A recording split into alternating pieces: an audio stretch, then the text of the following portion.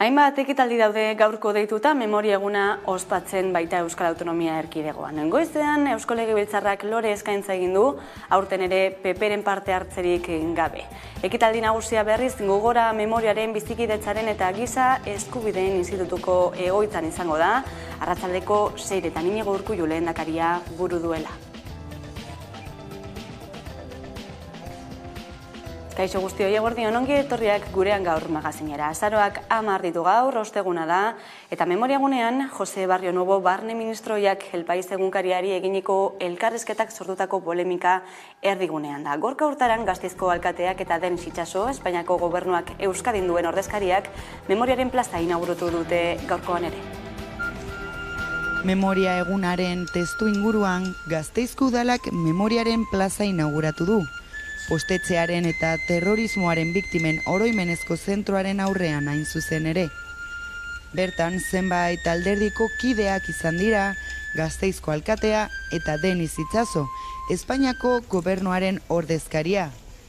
Itxasok nabarmendu du plaza honen simbolismoa eta esanahia. Oroimenaren plaza hiriaren erdian iraganean nahigabea eragin zuten bidegabekeria guztien oroigarri izan nahi duten espazio oroitarazle berri bat da. Biktimak utzi zituzten bidegabekeriak zeinen duintasuna memoria politika publikoekin eta horrelako espazio publikoekin babestera behartuta gaude. Memoria egunaren atarian, Jose Barrio Nuevo barne ministro ohiak El País egunkariari eskainitako elkarrizketak sortutako polemika izan da nagusi. Denis Itxasok asteazkenean adierazpen horiei erantzun zien, Portugaleten antolatutako ekitaldi batean. Itxasok galen existentziak gaitzetsi du, eta estatuari zinezgarritasuna eta legitimitatea kendu zizkiola adierazi zuen. Era berean, Gorka Urtaranek memoriaren plazaren inaugurazioan azpimarratu du inpunitatea gogor zigortu behar dugula. Oso harrigarria da eta deigarria da, beraz, politiko ohi batek aldarrikatu nahi izatea bere erantzukizuna edo bere protagonismoa estatuko gertaerarik zikinenean. Eta hori egiten du impunitateari esker. Impunitateak min handia egiten die biktimei. Eta beraz, impunitatearekin bukatu behar dugu. Enparantza hau, topagune eta erakusketak biltzeko gunea izango da. Izan ere, biktimen oroimenezko zentroaren aurrean kokatuta dago. Espainiako gobernuak Araban, Bizkaian eta Gipuzkoan duen ordezkaritzak aurre hartu nahi izan zion terrorismoaren biktimen aldeko ari eta egunaren bezperan ekitaldia antolatu du zuen Portugaleteko udaletxean. Espainiako barne ministro izandako Jose Barrio Nuevok egindako adierazpen ostean Denis Itxasok galesitu itzana gaitzetsi du eta haren esanetan izugarrekeria handia izan zela eta estatuari kreditua eta zenigetasuna kendu zizkiola aipatu du. Nunca debió suceder y solo contribuyó a causar dolor y a alimentar la ley del talión. Eta etxeratek ere gaurkoan elkarretaratzea egin du Legebiltzarraren atarian, memoriaren eguna dela eta memoria kolektiboaren eraikuntzan salbuespenezko espetxe politikak eragindako biktimei dagokien zatia falta dela salatu dute etxerateko kideek. Kartzelan hildako 35 euskal presoak eta sakabanaketak eragindako istripuen ondorioz hildako 16 senideak ere biktima gisa aitortzeko eskatu dute. Erakundeen aldetik biktima ahaztuak izan direla eta ahaztura hori bakardadean jasan behar izan dutela salatu dute. Euskal Herria Bilduk bat egin du elkarretaratze horrekin.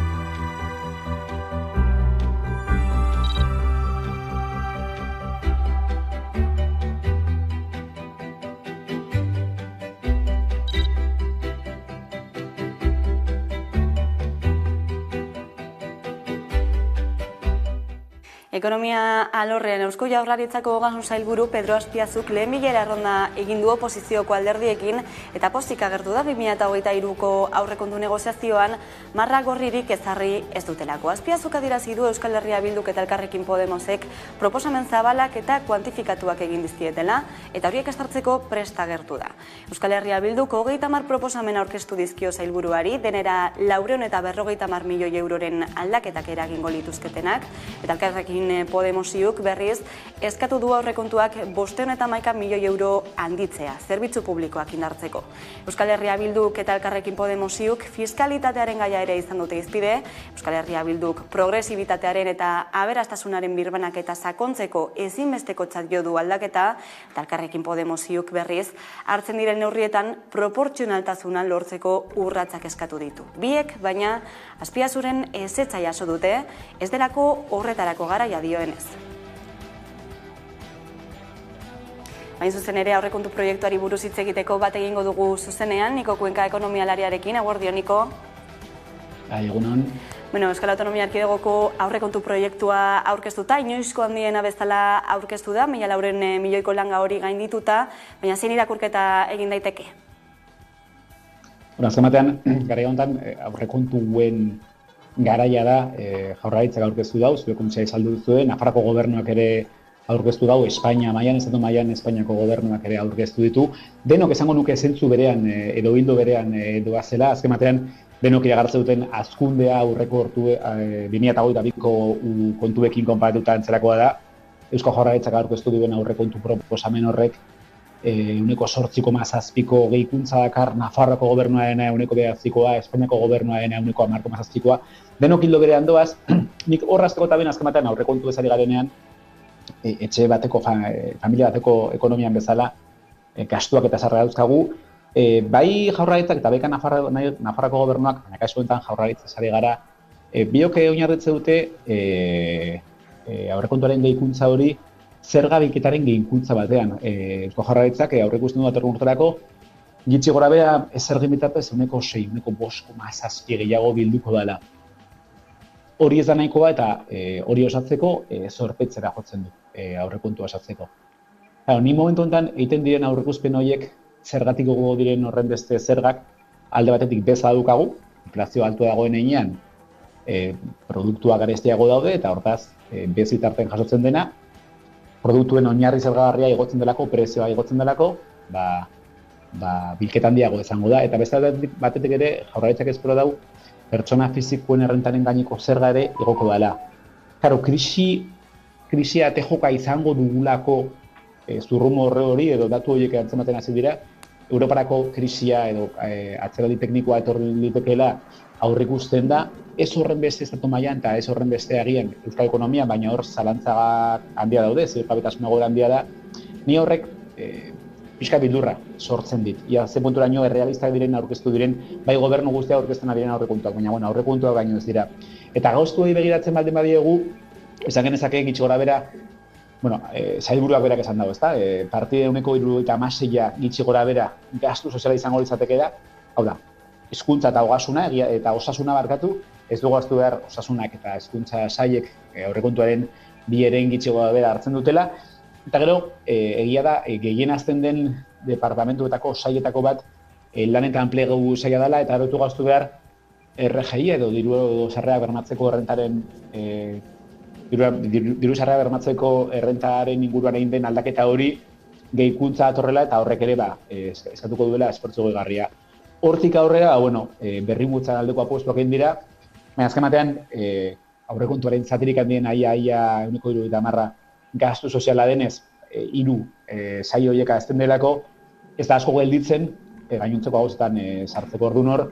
Ni beti esaten dut, ez da aurrekontua sari garenean, jakin behar dugu nondik ere espero dira jasotzea eta hor zalantzak egon daitezke eta zorpetzera jotzen du, eta zertarako gastatuko da, eta hor egia da, bi eren edo 3,70 beto esan da, ja dagoeneko bi sail horiek hezkuntza eta osasunak eskatzen dutela, gehi enplegu eta lan saila errenta RGIaren inguruan egin diren aldaketagatik, ez da asko gelditzen mugitzeko.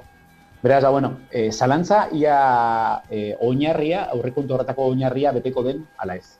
Aipatu duzu ez, nondik datorren aurrekontuen diru hori, alde batetik zergen bitartez, eta bestetik zorpetzea ere, fiskalitatea hain zuzen ere jarri dute mai gainean alderdi politiko batzuek ez fiskalitatean eragitea, aldaketak egotea, sakonekoak izango liratekenak, progresiboak ere, Europa mailaren ematen ari den eztabaida. Aurrekontu testu inguruan dena aipatu dugu Azpiazuk ez duela hori bermatu nahi, argi berderik ez diola eman horri, zein bi eredu daude mai gainean orduan? Kontua da, hori garela Eusko Jaurlaritzaren aurrekontu ez, baina eskerri honetan fiskalitatea zergak azken batean foru ogasunaren menpe daude. Esan, bi negoziazioa lotzea ez dio zentzuan derbi ikusten, besteak beste, atorren urtean hauteskundeak egonak, hau da, batzar nagusiak desegingo dira eta batzar nagusi berriak aukeratuko ditugu maiatzean, Nafarroan gauza bera gertatuko da Nafarroko gobernuarekin, baina hemen erkidegoan foru hauteskundeak egonda eta batzar nagusiak izan da lurralde bakoitzaren zerga politika ezartzen duena, momentu honetan lotzea Eusko Jaurlaritzaren aurrekontu negoziazio hori eta fiskalitatea ez dio zentuen dut ikusten, azken batean kompetentziak, eskuduntzak ezberdina direlako. Ze zerga eredu ari den gertatzen, ikusten ari gara, ezta? Momentu honetan Europa mailan batez ere koronakrizia eta gero eta orain inflazioaren kontuagatik eta ate joka dugun Ukrainako gerra horregatik, Europan beste jarrera bat ikusten ari gara, fiskalki ere bere garaian 2008ko krisian Europa ikusi baldin bagenuen oso zorrotz eta murrizketak eskatzen baitituzten momentu honetan kontrakoa gertatzen ari da, aldaketa klimatikoaren inguruan ere, eta hor Egiptoko goibilera hor daukagu baita ere, proposatzen dira zerga berriak ezarri behar direla herri txirotuei laguntzeko, Europa mailan zerga berriak eskatzen dira, edo ondo ikusten da bankuei eta enpresa energetikoei zerga gehigarria jartzea zaurgaitasun egoeran dauden horiek laguntzeko. Nik uste bai dagoela eredu aldaketa bat, eredu neoliberal gogor batetik, ematen du pixkat bigundu dala jarrera hori, eta ikuspegi sozialagoa zabaltzen nahi dela. Hortik etorriteke, Espainiako gobernuak berak aberatsei zerga berezia, aberatseintzako zerga berezia proposatu dau, aste honetan aurkeztu du. Hori gurean izan lezakeen, edo horrek gurean izan lezakeen ronkatzea izango litzateke ondarearen gaineko zerga.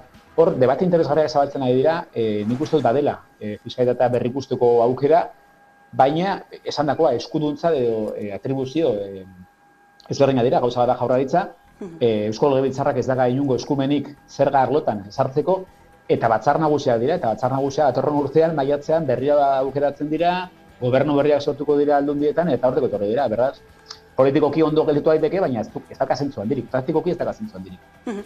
Ados Niko Kuenka, ikusiko da, ez da zer gertatuko den. Eskerrik asko beste behintzetasun guzti hauek emategatik gurean. Ez horregatik, aio. Eta ekonomia gaiekin jarraituta, Ibermatikako, Donostiako, Zamudioko eta Gasteizko langileek greba egin dute, ELA Comisiones Obreras eta UGT sindikatuek deituta, guztira 1.800 langile ditu Euskal Herrian, eta behar ginen gehiengoak lanuztarekin bat egin du. Informazioen teknologietako euskal enpresarik handiena da Ibermatika, urtarrilean hasi ziren hitzarmen kolektiboa negoziatzen, baina gertakari batek elkarrizketak baldintzatu ditu. Ekainean, Sevillako Aiesa taldeak konpainia erosteko akordioa erdietzi zuela. Sindikatuen estanetan gainera, hitzarmena aldatuko dute erosketaren eraginez. Orain arte zuzendaritzak ez dituela baldintza duinak mai gainean jarri salatu dute. Ibermatikako, Donostiako, Zamudioko eta Gasteizko langileek greba egin dute ELA Comisiones Obreras eta UGT sindikatuek deitutan. Behar ginen gehiengoak lanuzterekin bat egin du gainera sindikatuen arabera.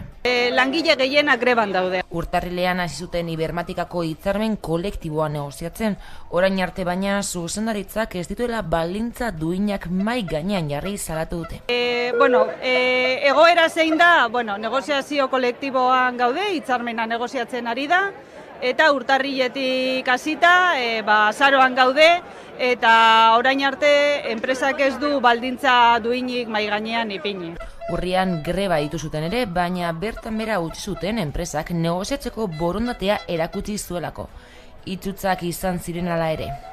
Urrian greba egun bat deitu genuen, baina enpresak negoziaziorako konpromisoa hartu zuen eta 3 bilera egin genituen eta horregaitik deskonbokatu egin zen greba. Baina 3 bilera ostean baldintzak berdinak dira enpresak mahai gainean ipintzen dituena. Egoera horrela 3 greba egunetara deitu dute ELAK, Comisiones Obrerasek eta UGTek. Soldaten igoeran KPItik, azpitik ipintzen du eta beste baldintza batzuetan ere ez da heltzen gure baldintzetara. Beraz, erabaki dugu 3 egun hauek greba egitea.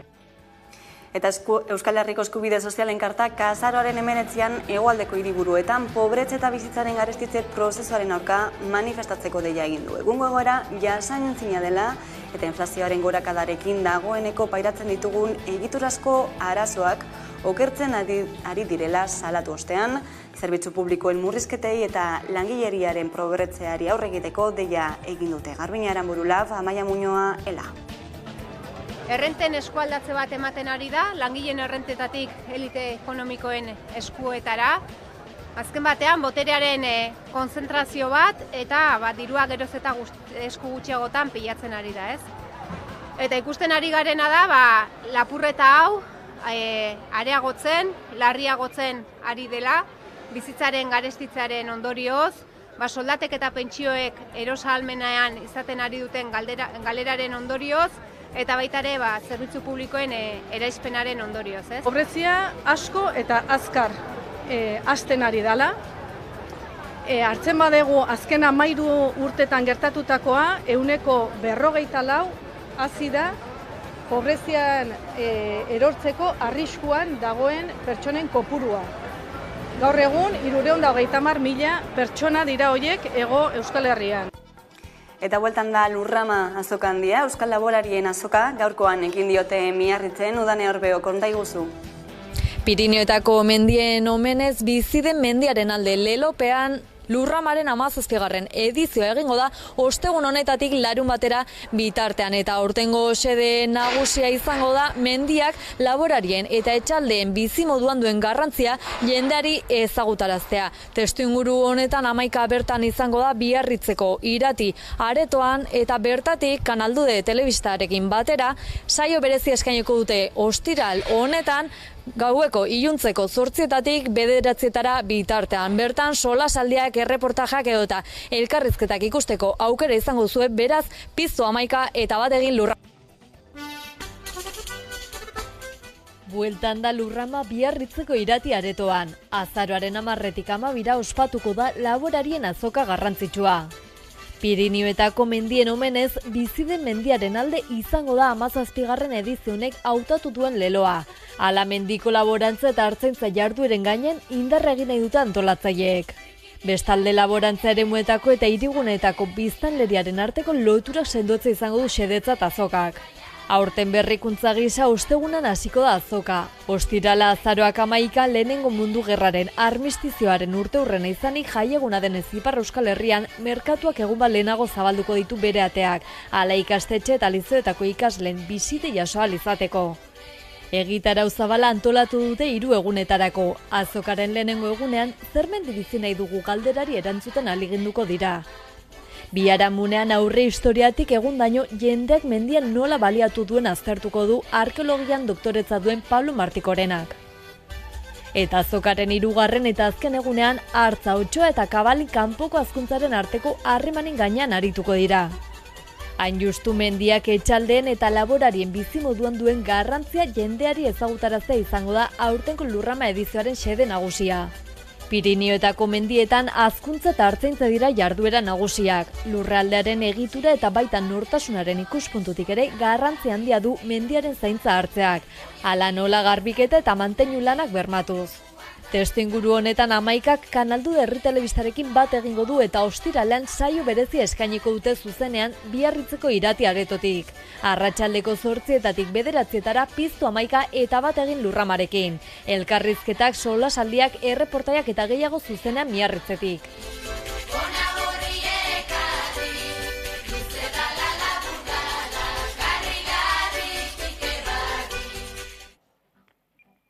Beste kontu batzuk ere, Bilboko bizilagunek alerta mezuak jasoko dituzte gaur telefono mugikorretan. Txurdinaga eta Begoña auzoetan eta inguruetan larrialdi handietarako abisuen alerta sistema probatzen ari da Eusko Jaurlaritza.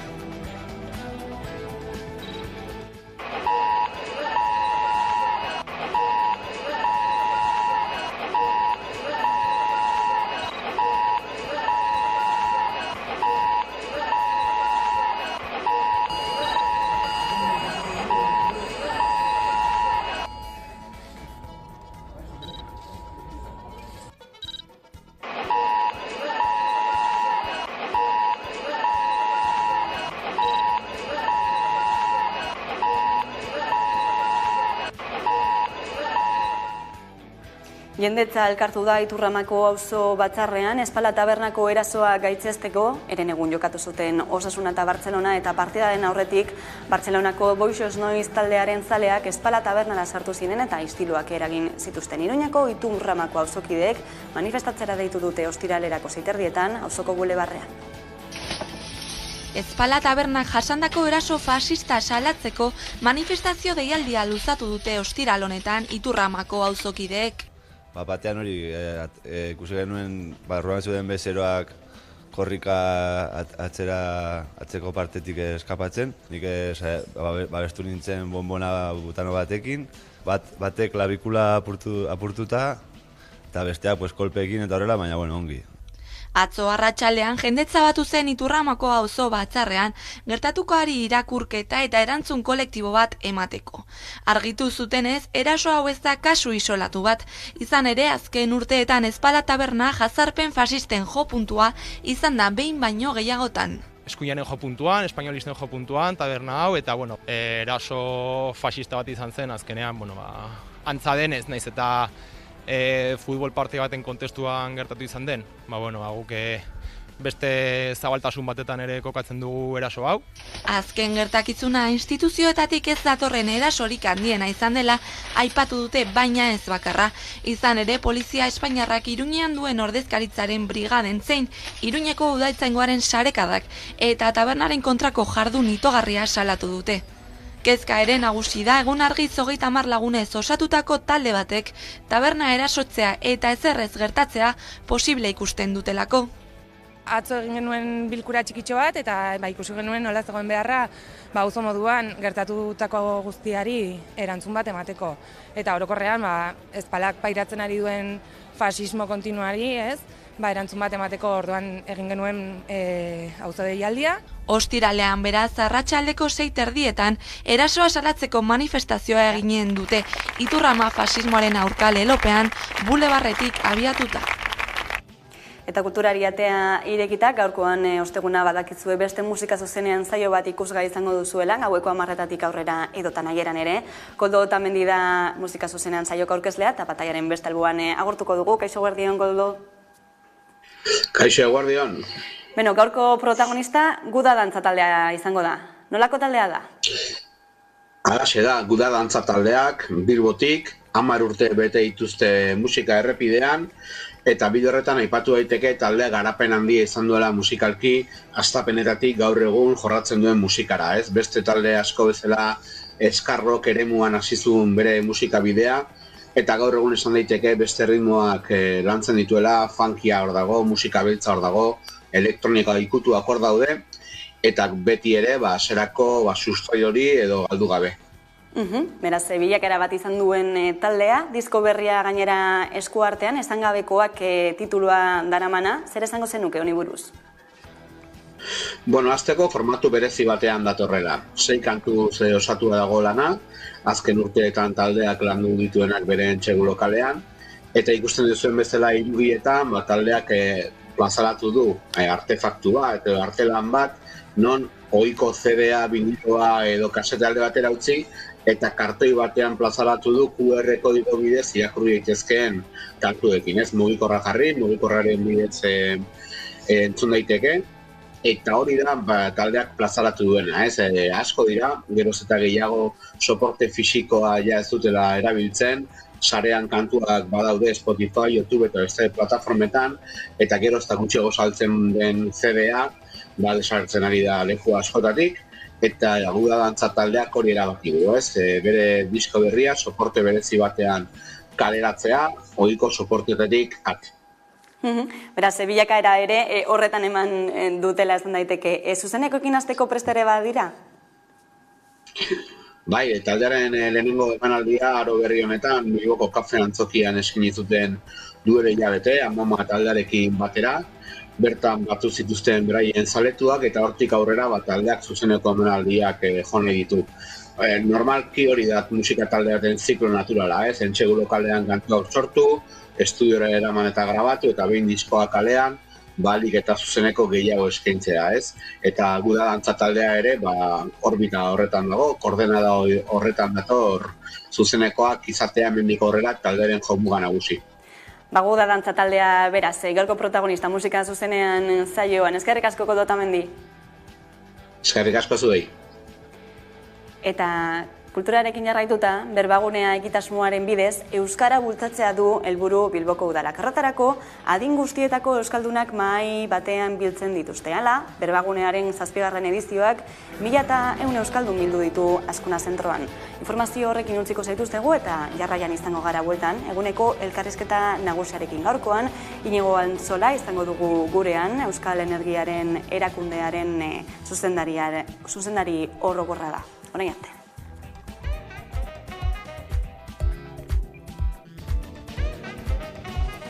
Berbagunea egitasmoaren bidez, euskara bultzatzea helburu adin guztietako euskaldunak mahai batean biltzen ditu Bilboko udalaren egitasmoak. Berbagunean gaude, berbagunearen 9. edizioa da aurtengoa, eta geure asmoa da euskararen erabilpena sustatzea. 1000 euskaldun baino gehiago batu dira berbagunearen 7. edizioan.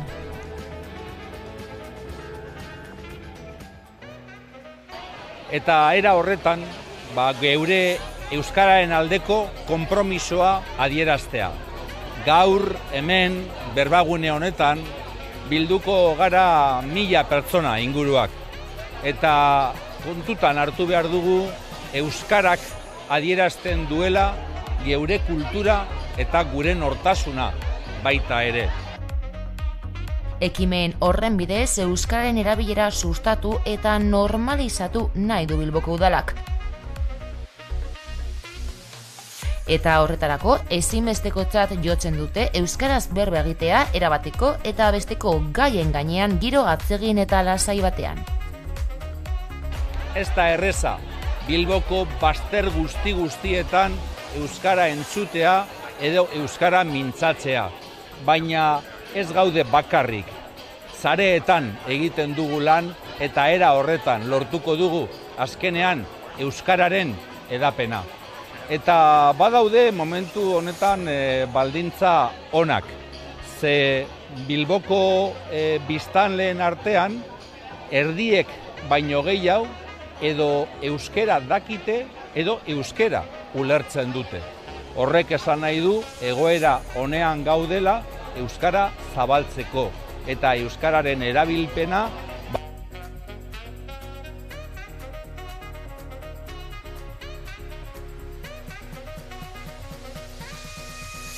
Izan ere Bilboko alkateak nabarmendu duenez egungo erronka euskara erabiltzea da. Bultzatzeko. Azkenean, gaurko erronka ez da euskara jakitea ala ez jakitea, baizik eta euskara erabilera ala ez erabili. Eta era horretan berriro esan dezakegu Josean Hartzeren esaldia. Hizkuntza bat ez da galtzen, ez dakitenek ikasten ez dutelako, dakitenek berba egiten ez dutelako baizik.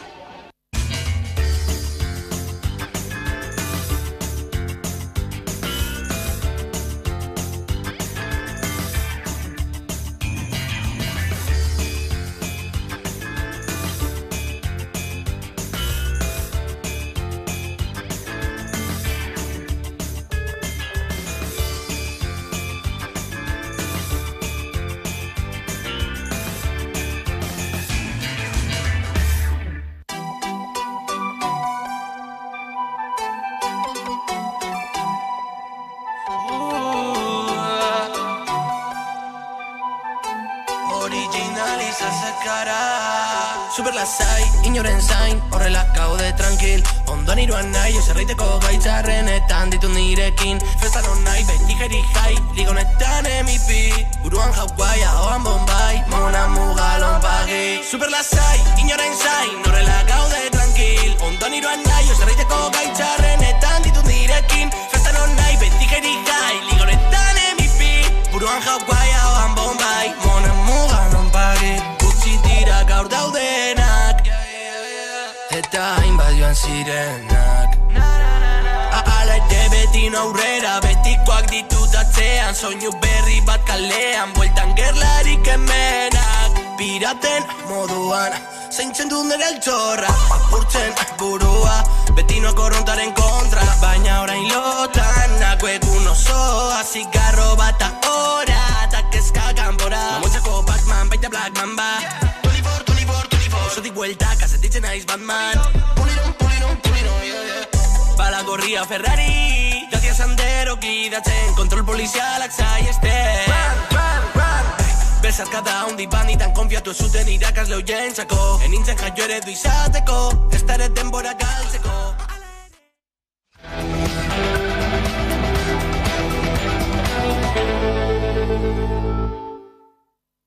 Eta gunero legez eguneko elkarrizketari atea irekiko diogu, horretarako gaurkoan gurean daukagu Inigo Antzola, Euskal Energiaren Erakundeko zuzendari orokorra da bera, eguerdion. Eguerdion, Leira. Beno, zer moduz doa energiaren merkatua gaur egun? Bueno, nik esango neuke korapilatzu ez da, eta oso gora beratzue, bai, energiaren merkatue, baldintzatute da, oso baldintzatute da, kanpotik jatorku zen erregaieri, eta orduen horrek zer esan ondixe duke. Eta ez bakarrik kontsumitzen dugun energia horri dagokionez, baizik eta erabilerari dagokionez, ze premina daukeun, ez da? Eta ikustie besterik ez da, zelako udeguena edo udazkena eukitzen gau esan, eta horrepe eragin ondixe duke, ez? Kasu honetan onerako, ze gure etxe bizitzetan, energiak itxi hau bidugu, ez da? Eta horrek prezioaren gan eragine dauka. Prezioak epatu dituzula gorakada nabaria izan da azken aldien, eta energiaren garestitzea arintzeko asmotan hainbat neurri hartu dira, eraginkorrak izaten ari direla esango zenuke? Hombre, nik esango nukena da, bai geure kontzientziz eta bai lehen aitzetu duten modure eragile desberdinen ondorixoz, bai ikusten gabizela energia kontsumo baju bat eukitzen gabizela momentu honetan, faktore desberdinek sortu ez edo eragin euki isaz, ez da, eguraldixe edo industriak berak be kontsumo gitxeo daukela. Eta baitxe be, regulazioek berak be eragin euki dau, esate baterako kogenerazioen gelditxute gondie, horrek egiten duena da gaz kontsumue murriztie. Ikusi dugune da, etxe bizitzetan industrian kontsumo egetxe indala, gazaren kontsumo egetxe indala, baina eraberien ikusi dugune da argindarra, energia hidrauliko oso gitxi dauen lez, argindar asko sortzen dela gazaren erabilpenaz, ez da, eta hor gorakada bate onda. Orokorrien jetxiera txiki bat euki dugu, energia edo gazaren kontsumoen esango dugu. Europatik ere etorri dira neurri batzuk, energiaren prezioari muga jarri nahiean, ez? Esaterako energia enpresen ezoizko irabaziak zergapetzeko proposamenari helduta, baina esan da horrek inbertsioak oztopa ditzakeela, hala uste duzu? Bueno, kontu neuki bidana da, hemen momentu honetan dauzena proposamen desbardinek, bata da Espainiako ministeritzak proposatu dauena, eta ez da Europar Batasunetik proposatzen dana. Gure posturi edo gure ikuspegixe da askoz justu hau edala Europar Batasunek proposatzen da bena, eta hemen bai argi itxi nahi neuke zegaitxik. Espainiar gobernuek proposatzen dauena da enpresen sarreren gaineko zerga bat jartzia. Baina, karo, sarrerengan zergak ipintxia ez dakizunien ze urteera edo ze galera egon lehiken, horrek eragin eskorra eukileik enpresan gan, ez da. Beste kontu bada Europak proposatzen dauena. Irabazien gainien zerga bat jartzia. Eta gainera, irabazi horrek izen da izala egoera ezoiko honen ondorixoz jasotako irabazixen gainien. Orduan, hori oso zehatzak izen bigara eta gainera gauza delikatu da. Azken baten, zuk zure galderan ondo esan dozu modure, eragin eukileike inbertsioien ganbe bai. Eta kontu neuki bidugu, inbertsioik egiteko orduen, beste baliokate handi batengan eragin eukitzen gabizela, eta baliokate handi batengan eragin eukitzek nahi dugu esan lanpostuen ganbe eragin daukela, eta danok nahi dugu lanpostuek eta honak mantentzi ezta. Orduan, Europar Batasuneko proposamen horren ondorixoz egongo litzateke zan irabazisek, zan digun zerga bat jartzen bada irabazisen gainien, irabazi horrek beti egoera ezoiko honen gainien eragine daukenak, baitxebe nahi dugune da horrek zergak jasoten dan hori gizartean xaurgarritasuna ondixe dauken pertsonengan eragin eukitxia eta zelanez industriarengan onura bat izatea. Ez da izela edozein lekutara bideratu diru hori, baizik eta nitxo edo gune berezi batzuen gana. Bizi dugun egoeran azaleratu da, energia berriztagarrien beharra, Euskal Energiaren erakundearen aldetik zenolako estrategia eramango da horrera proiektu berrietan? Euskal Energia erakundiak hil honetan 40 urte betete ditu, eta azkenengo 40 urte honetan estrategi desberdinak izendatu edo definidu eta onartu dituzta. Azkena 2016 urtien izen zen, eta gaur egunean ez da zalantzarik, estrategia horrek bultzatzen gaitxune da geroz eta energia berriztagarri gehiago jartzera. Energia berriztagarri gehiago jartziak nahi dago esan erregai fosilekiko geroz eta dependentzi gitxiago eukitxia. Horrek onura bi nabarmen dakarz, batetik ingurumenarekiko onura bat dakar, ze ez dau isurketarik, aldaketa klimatikoaren gan eragin eukiko dauen isurketarik, hori alde batetik, eta bestetik zelanez, gaur egun argindarran prezisue sartzeko orduen sistema marginalista bat dau. Sistema marginalista horretan, azkenengo teknologia prezisue jartzen dauena, zoritxarrez azkenengo boladan ziklo kombinatuek, gaza erreten dauen ziklo kombinatuek da bizizeten. Horrek zer nahi dugu esan, gazarekiko dependentzia handi bat dauela argindarraren prezisuen. Zenbat eta berriztagarri gehiago jartzen dugu zen, ordun eta gitxiago eskonduko da sistema marginalista horretan ziklo kombinatue. Horrek nahi dugu esan, teknologia berriztagarrisek badauke eragina, horrek jarriko dauela prezisue. Eta horrek jartzen badabe prezisue beti izango da baju hau ez, teknologia honek oso kompetitiboek die, eta beste batzu baino merkiagoek die. Zenolako formulak lehenetziko dira, orain arte lehenetzik direlako proiektu publiko-pribatuak, bide horretik jarraituko duzue? Horretan dihar dugu, beti siniztu izan dugu kolaborazio publiko-pribatuan, bere fruitu oso onak emote itxuleko, baina horrek, esan daigun da, nik ustot zure galderia hortik doila, gauza bada, proiektu ez zelan burutzen dan, eta publiko-pribatue izetiek, nahi dago esan, baitxebe, norbanako epe parte hartu aldo gule pribatu lez. Eta baitxebe, industriak parte hartu leikela, kontsumitzen dagoen industriak parte hartu leikela, edo zelan ez, oin arte asko ezagutu dan eredue, energetikak eurekoe parte hartzi. Ez da, kontu neuki bida, muskulu bat bidala proiektu honek bultzatzeko. Guk oso argi daukeune da, hemen, eitzen dugu zen proiektuek, eta proiektu handixek bidoguz, oso kontsumitzaile handixe gara, energiaren kontsumitzaile handixe gara, energia asko bidogu, bai gure industriarako eta bai gure sistemarako, gure etxe bizitzetarako bai. Proposatzen eta bultzatzen dugu zen proiektuetan, pribatuek egon zeinez, argi daukagune da, bertoko industria eta bertoko herritxarren onurarako izen bidala sortzen den energia hori. Lehen esan doitxuten erizpide gaitxikaz, eta bai badaukagun erronkie da, eta eztabaida zabal bat emoten da bil, oso eztabaida aberazgarrixe gainera, zelan parte hartu gehinken herritxarrok proiektu horretan. Bai inbertzorelez eta segaitxikez, bai energia horren kontsumitzailelez. Baina argi itxi nahi dutena, guk parte hartzen dugun proiektuetan, gure baldintza ezbairik bako baldintzie, beti da, berton egongo dien proiektuek, bertoko kontsumo premiak asetzeko izen bidabe. Dena den gertatu izan da, ez? Esku pribatuen esku gelditzea proiektu horiek, naiz eta finantzak eta publikoaren zati bat izan ere, nola ikusten duzue hori? Esku pribatuetan, guk, ja urte piloa daraigu, bai publiko eta pribatuetan parte hartzen esan digun, enpresa pribatuek dio, baina gure esku hartzi egoten da eta parte hartzi edo. Parte hartze horretan, segun eta ze portzentei daukeon, enpresa horrek onurak badaukaz, portzentai horretan jasoten dugu onurak, ez da. Eta lehen esan dutena, honako proiektuek boltzatzeko orduen, eragile pribatuen preminiebe badau, ez?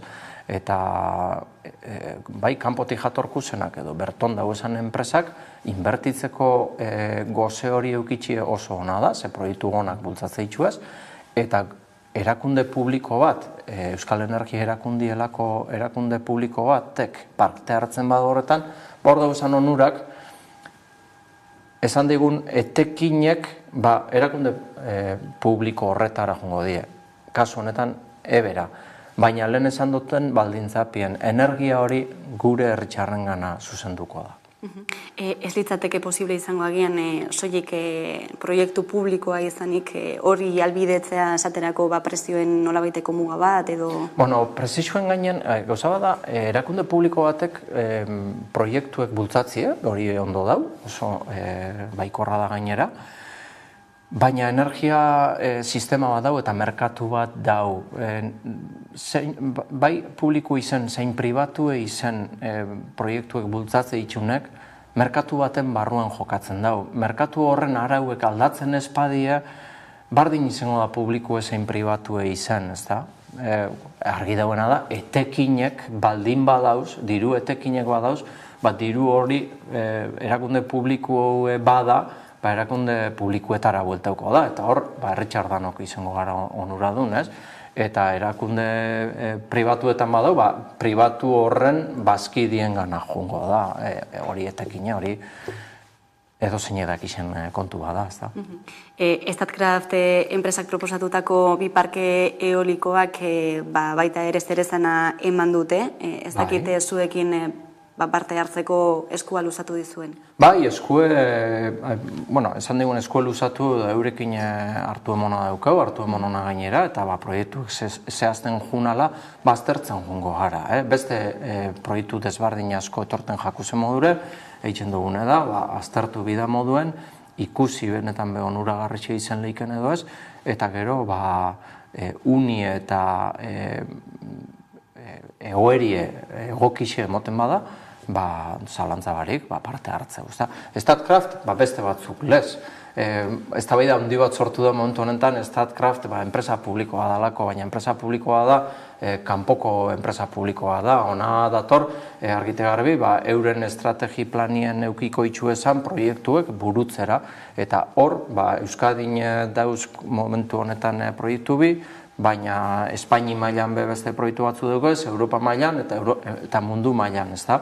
Eta guk esaten dugune, bai Statkraft eta bai iseindar gu eitzen gabizenak edo eta beste proiektu batzuk izenik aitzetu barik, ondo torrizek izango diez, azken baten danen preminie daukau, eta Statkraft zelan ez, baldintzak beteten boitxu, zalantza barik, ondo torrizek izango da, ze preminie daukau. Zein baldintza izango litzateke horiek? Baldintzak dino da nien da, edozein proiektu burutzeko orduen, bete bidie ingurumeneko baldintzak, zalantza iparik, hor neurri zuzentzaile batzuk ezartzen die, araudi bat dau, araudi hori beteten badau, noski, ondo torriz izango da, zer lehen esan duten modure, derrigorra daukau gure mix energetikoe barriztagarrixen aldatzi, ez da.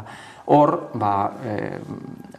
energia kontsumitzaile ondixek garinez, proiektu asko biko die, eta behin baino gehiagotan irakurri dut gainera, ez da, zelan, hasi gaitxezan geure etxeko teilatuetatik, eta oso ondo, gure etxeko teilatuetan jarri ginkese plaka fotovoltaikoek, baina horrek emongo dozkun argindarra ez da izango dauen eskari dana asetzeko gai, ez da gitxi hau be.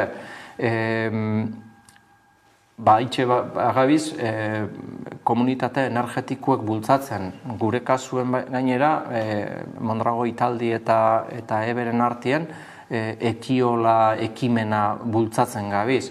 Hori oso garrantzitsua izango da. Beste enpresa batzupe, komunitate energetikoek bultzatzen dabiz. Ondo torrexe izen da izela, ekian proiektue, Euskadiko parke fotovoltaikorik handixena bultzatu genuen, enpresa desberdinen parte hartziaz hori ondo torrexe izango da. Baina horrek die, batzuk die oso kilobatio gitxikuek, beste batzuk megabatio gitxi batzutakuk, eta bestiek megabatio gehixeutakuk. Eta danak bidoguz, benetan be, mix energetiko hori eraldatzeko.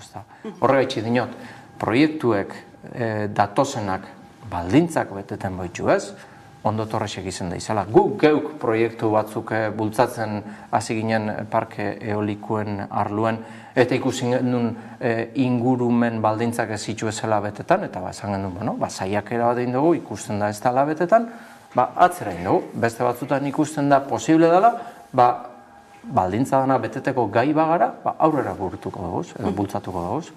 Trantzizio energetikorako bide hori moteldu egin da, bizi dugun egoeraren ondorioz? Nik, hemen, hausnarketa bat luzetuko neuke. Egixe da oso epe laburrian, Ukrainiako inbazioian ostien ikusi dela, presisuek goruntz eitxiaz aparte, Europan dependentzia energetiko handi bat dauela, eta Alemania esate baterako ikustia besteik ez da, euken politika bat, energia nuklearra kentzera, ikatzetik datorren argindarra kentzera, eta oinarritzen zen batipat energia berriztagarrixetan, eta zer esanik ez Rusiatik etorren gazien, ez da? Eta oin momentuen horrek, ibilbide horrek etengo hor bat euki dau, eta iketza da bizera biltzen batez be, gaza aldanik eta gitxien, ze Rusiatik ez jator gaz hori, eta gainera ez deuke beste baliabiderik gaza jasoteko, eta nuklearrien be moratoriak luzetu itxu ez, edo esan daigun, eten da esan erabiltzeko aukera horrek, oin zabaldu india. Horregaz zer nahi otezan, momentu honetan, sekulako isurketak emoten da bizela, ez? Batipat Europa Zentral eta Iparrien, Iparra Alemaniar arte, beste kontu da Suedia eta Norvegia eta horrekia beste kontu badia. Hori epe oso laburrian, baina eraberien ikusten dana da sekulako preminie dauela eta gu geu be holan bizi dugu, energia berriztagarrixek, lehen azaldu dudazan arrazoien gaitxik, zemat eta bizkorrau jarri bidugu zela, ez da, erregai horrekiko dependentzia hori jaisten juteko, eta nik usten dutena, naiz eta epe laburrien ikusi teknologia honek inderra hartu dauela, zoritxarrez, epertain baten energia berriztagarrixek hartuko dauela, benetako paper garrantzitsu bat, ez da, eta horrek bizkortu ingo dau, eta Europar Batasunetik pasan aztien betorrezan komunikabat zelan, da bizela alegin guztisek egiten tramitazioiek energia berriztagarrixek ezartzeko geroz eta laburrauek izeteko epien, ez da, orduan eta bizkorrau jarri alizeteko. Gurean ere egiten eta egingo diren proiektu eoliko, fotovoltaiko eta berriztagarriak oroar baita ere lagundu dezakete ez, Euskal Autonomia Erkidegoan ere badugulako erronka hori, menpekotasunaren erronka hori oso altua delako. Zalantza hori, bai. Hola da, menpekotasun itzela daukau, ez da. Gu gitxi gora bera gara independiente, 10% baten Euskadin, beste 90% kanpotik jatorku, bai argindar modure edo erregai fosil modure, ez da. Horrek, aspaldidanik emondozku zer pentsau, lehen esan dudana, Euskadin gainera oso dentzitate handixe daukau lur zailarekiko, 307 biztanle kilometro karratuko, horrek zer nahi dugu esan kontsumo, energia premia handixek daukau zela, eta erregai fosilekiko itzelezko dependentzia daukau, ez da. industriak kontsumitzen dugun 36 industria kontsumitzen da, baina datu esanguratzu bat, 52 mugikortasune kontsumitzen da. Hor, proiektu panposo edo ondixek egin biharrian, guk geu handik azitxe herritxarron handik azitxe zer egin handi badaukau, gure mobitzeko erak aldatzeko aukerie badaukau, garraio publikoa gehiago erabilixez, edo bizikletak edo oinez gehiago einez. Urratzak eta ekintzak, nahiz eta txikisek izan, ekintza askokin ekintza handi baten ginkez, eta hor gauza asko aldatu gehinkez. Azken galdera bat ere, transizio honetan zenolako pisua hartuko du hemendik aurrera gurean hidrogenoak? Uste dugu, eta gainera lotute doie berriztagarrien erabilera edo implantazioaz batera, eta salduko naz. Hidrogenuek da vektore energetiko bat, hidrogeno berde bat, hidrogeno grise esate baterako, hidrogeno urdine gaur egunin, berton Bizkaixen, asko erabiltzen den energia itxurri bat da. Petronorrek berak, refinerixiek, bere prozesurako hidrogeno asko bidau. Baina, hemen kontu da, hidrogeno berde bat erabiltzie gaz naturala kentzen juteko, gure beira industrian, paper industrian, siderurgian, altzairu gintzan, gaz naturala, prozedura horrek ezin dire batzuk elektrifikatu, beraz, enbidogune da, gaz naturalaren ordezko bat sartuz, eta gaz naturalaren ordezko tariko bat, eta gainera garbixena dana, ze garbixe da euneko unian, eta hidrogenuen. Baina, klaro, hidrogenuek merkatuko baldintzak bete biko itxu, prezisio kompetitibo bat biko dau. Eta horretarako, prezisio kompetitibo hori lortzeko bidogune da geroz eta berriztagarri gehiago. Da horrez nahi dago esan, bat ematek pentsauleik eta arrazo guztixaz gainera, baina berriztagarrixek sortzen dauen argindar horren erabilera zuzena eingo dugu, hidrogenotik pasabarik, bai, baina geroz eta gehiago emonbilitzateken unie, esango nukenik, da berriztagarri asko eukiezkero eta gainera berriztagarri horrek egongo di una batzuk kontsumuek eta sorkuntziek bat eitzen ez dabenak. Sorkuntziek espadauke kontsumorik erabili geinke hidrogeno energia hori metatzeko, energia sortu eta hidrogeno erara metatu, hidrogeno bat euki eta gero hidrogeno hori erabili. Horbe energia berriztagarri zen itxurri horren premia geroz eta gehiago daukau. Orduan, argi gelditzen dana da, nik esango nuke eztabaida honetan edo elkarrizketa honetan, hobeto esan da, energia berriztagarri zen premia daukeule, bai ala bai, hidrogenua bultzatzeko orduan bai. Eta gero hidrogenua eri dago kixonez baitxe be, gure ADN-ien betidanik eukidogune izen da, transizio energetiko hau bultzatu, mix energetikoa aldatzera jun, baina gure industria teknologi barri horretan be ondo kokatute egon daixela, ez da. Oil and gas sektorien oso ondo kokatute dau, egonda betidanik, aerosorgailuen teknologian be bai, hidrogenuan teknologian be egon gaitxezan ondo kokatute, teknologia hori gero mundu guztire esportabal izateko. Bainigo Ansola, Energiaren Euskal Erakundeko zuzendari orokorra, ezkerrik asko, gaurkoan gurean izateagatik. Ezkerrik asko, zegoi. Hurrengon arte. Eta tarte baten ostean, itzuliko gara egunerolek esolazaldiari ekiteko. Gaurkoan gurean izango ditugu, Zurine Rodríguez eta Eneko Ander Romero. Orain arte.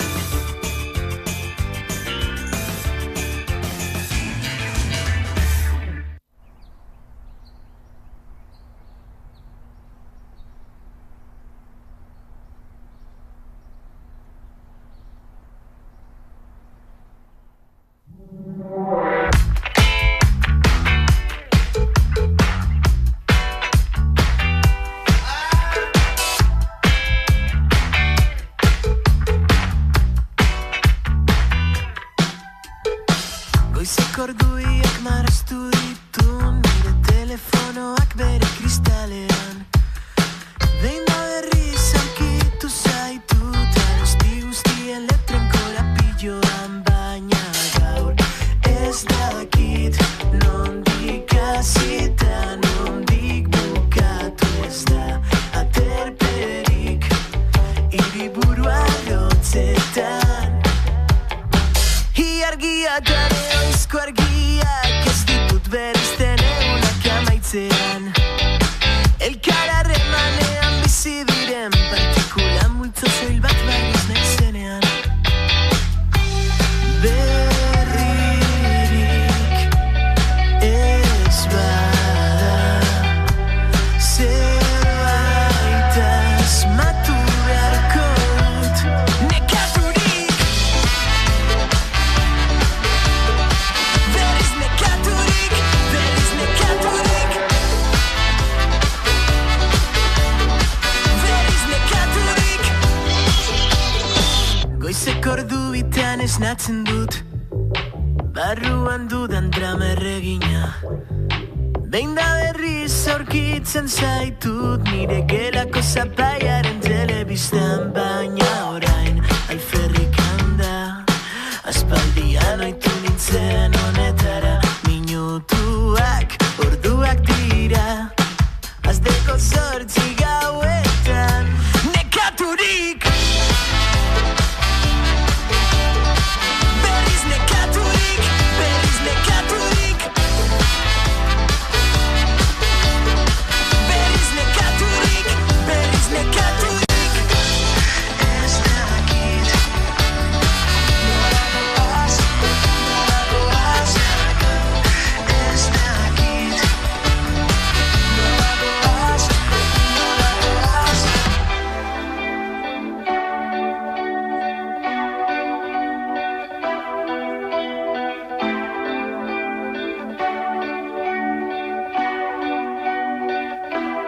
Nekatuta, bukatu, nekatuta, bukatu, nekatuta, bukatu, nekatuta, bukatu da.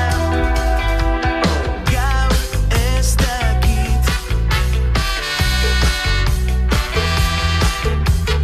gaur ez dakit. Nekaturik, ez dakit, berriz nekaturik, berriz nekaturik, ez dakit, berriz nekaturik, nola goaz. Goizeko orduiak marraztu ditu nire telefonoak bere kristalean.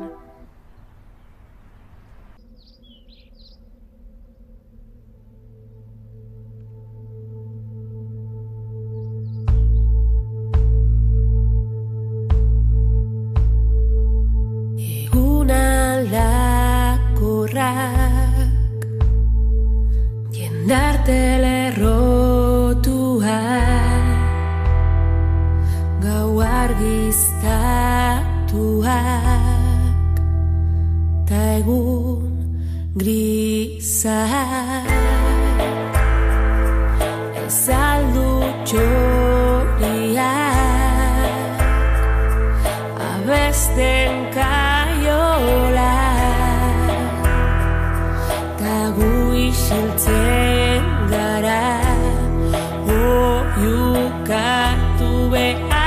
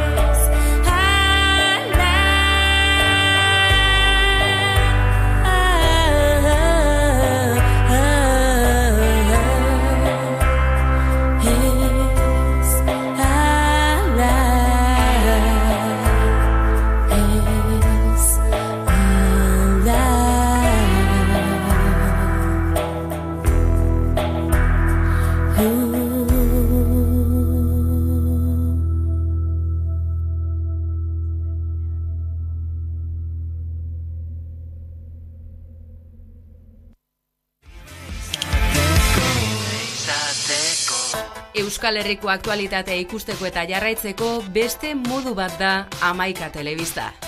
Eguneroko gaiak alde batera utzi gabe, itzalean direnei arreta eskainiz eta tartea emanez. Errealitatearen 11 alde ikuspuntu guztiak kontuan hartuta. Gertatutakoa, zuzenean eta eskura. Noiz nahi, edonon eta euskarri guztietan gainera. Telebista egiteko beste modu bat posible delako. Euskaraz, gertutik eta konfiantzaz. Egin dezagun, bat izan, 11 egin.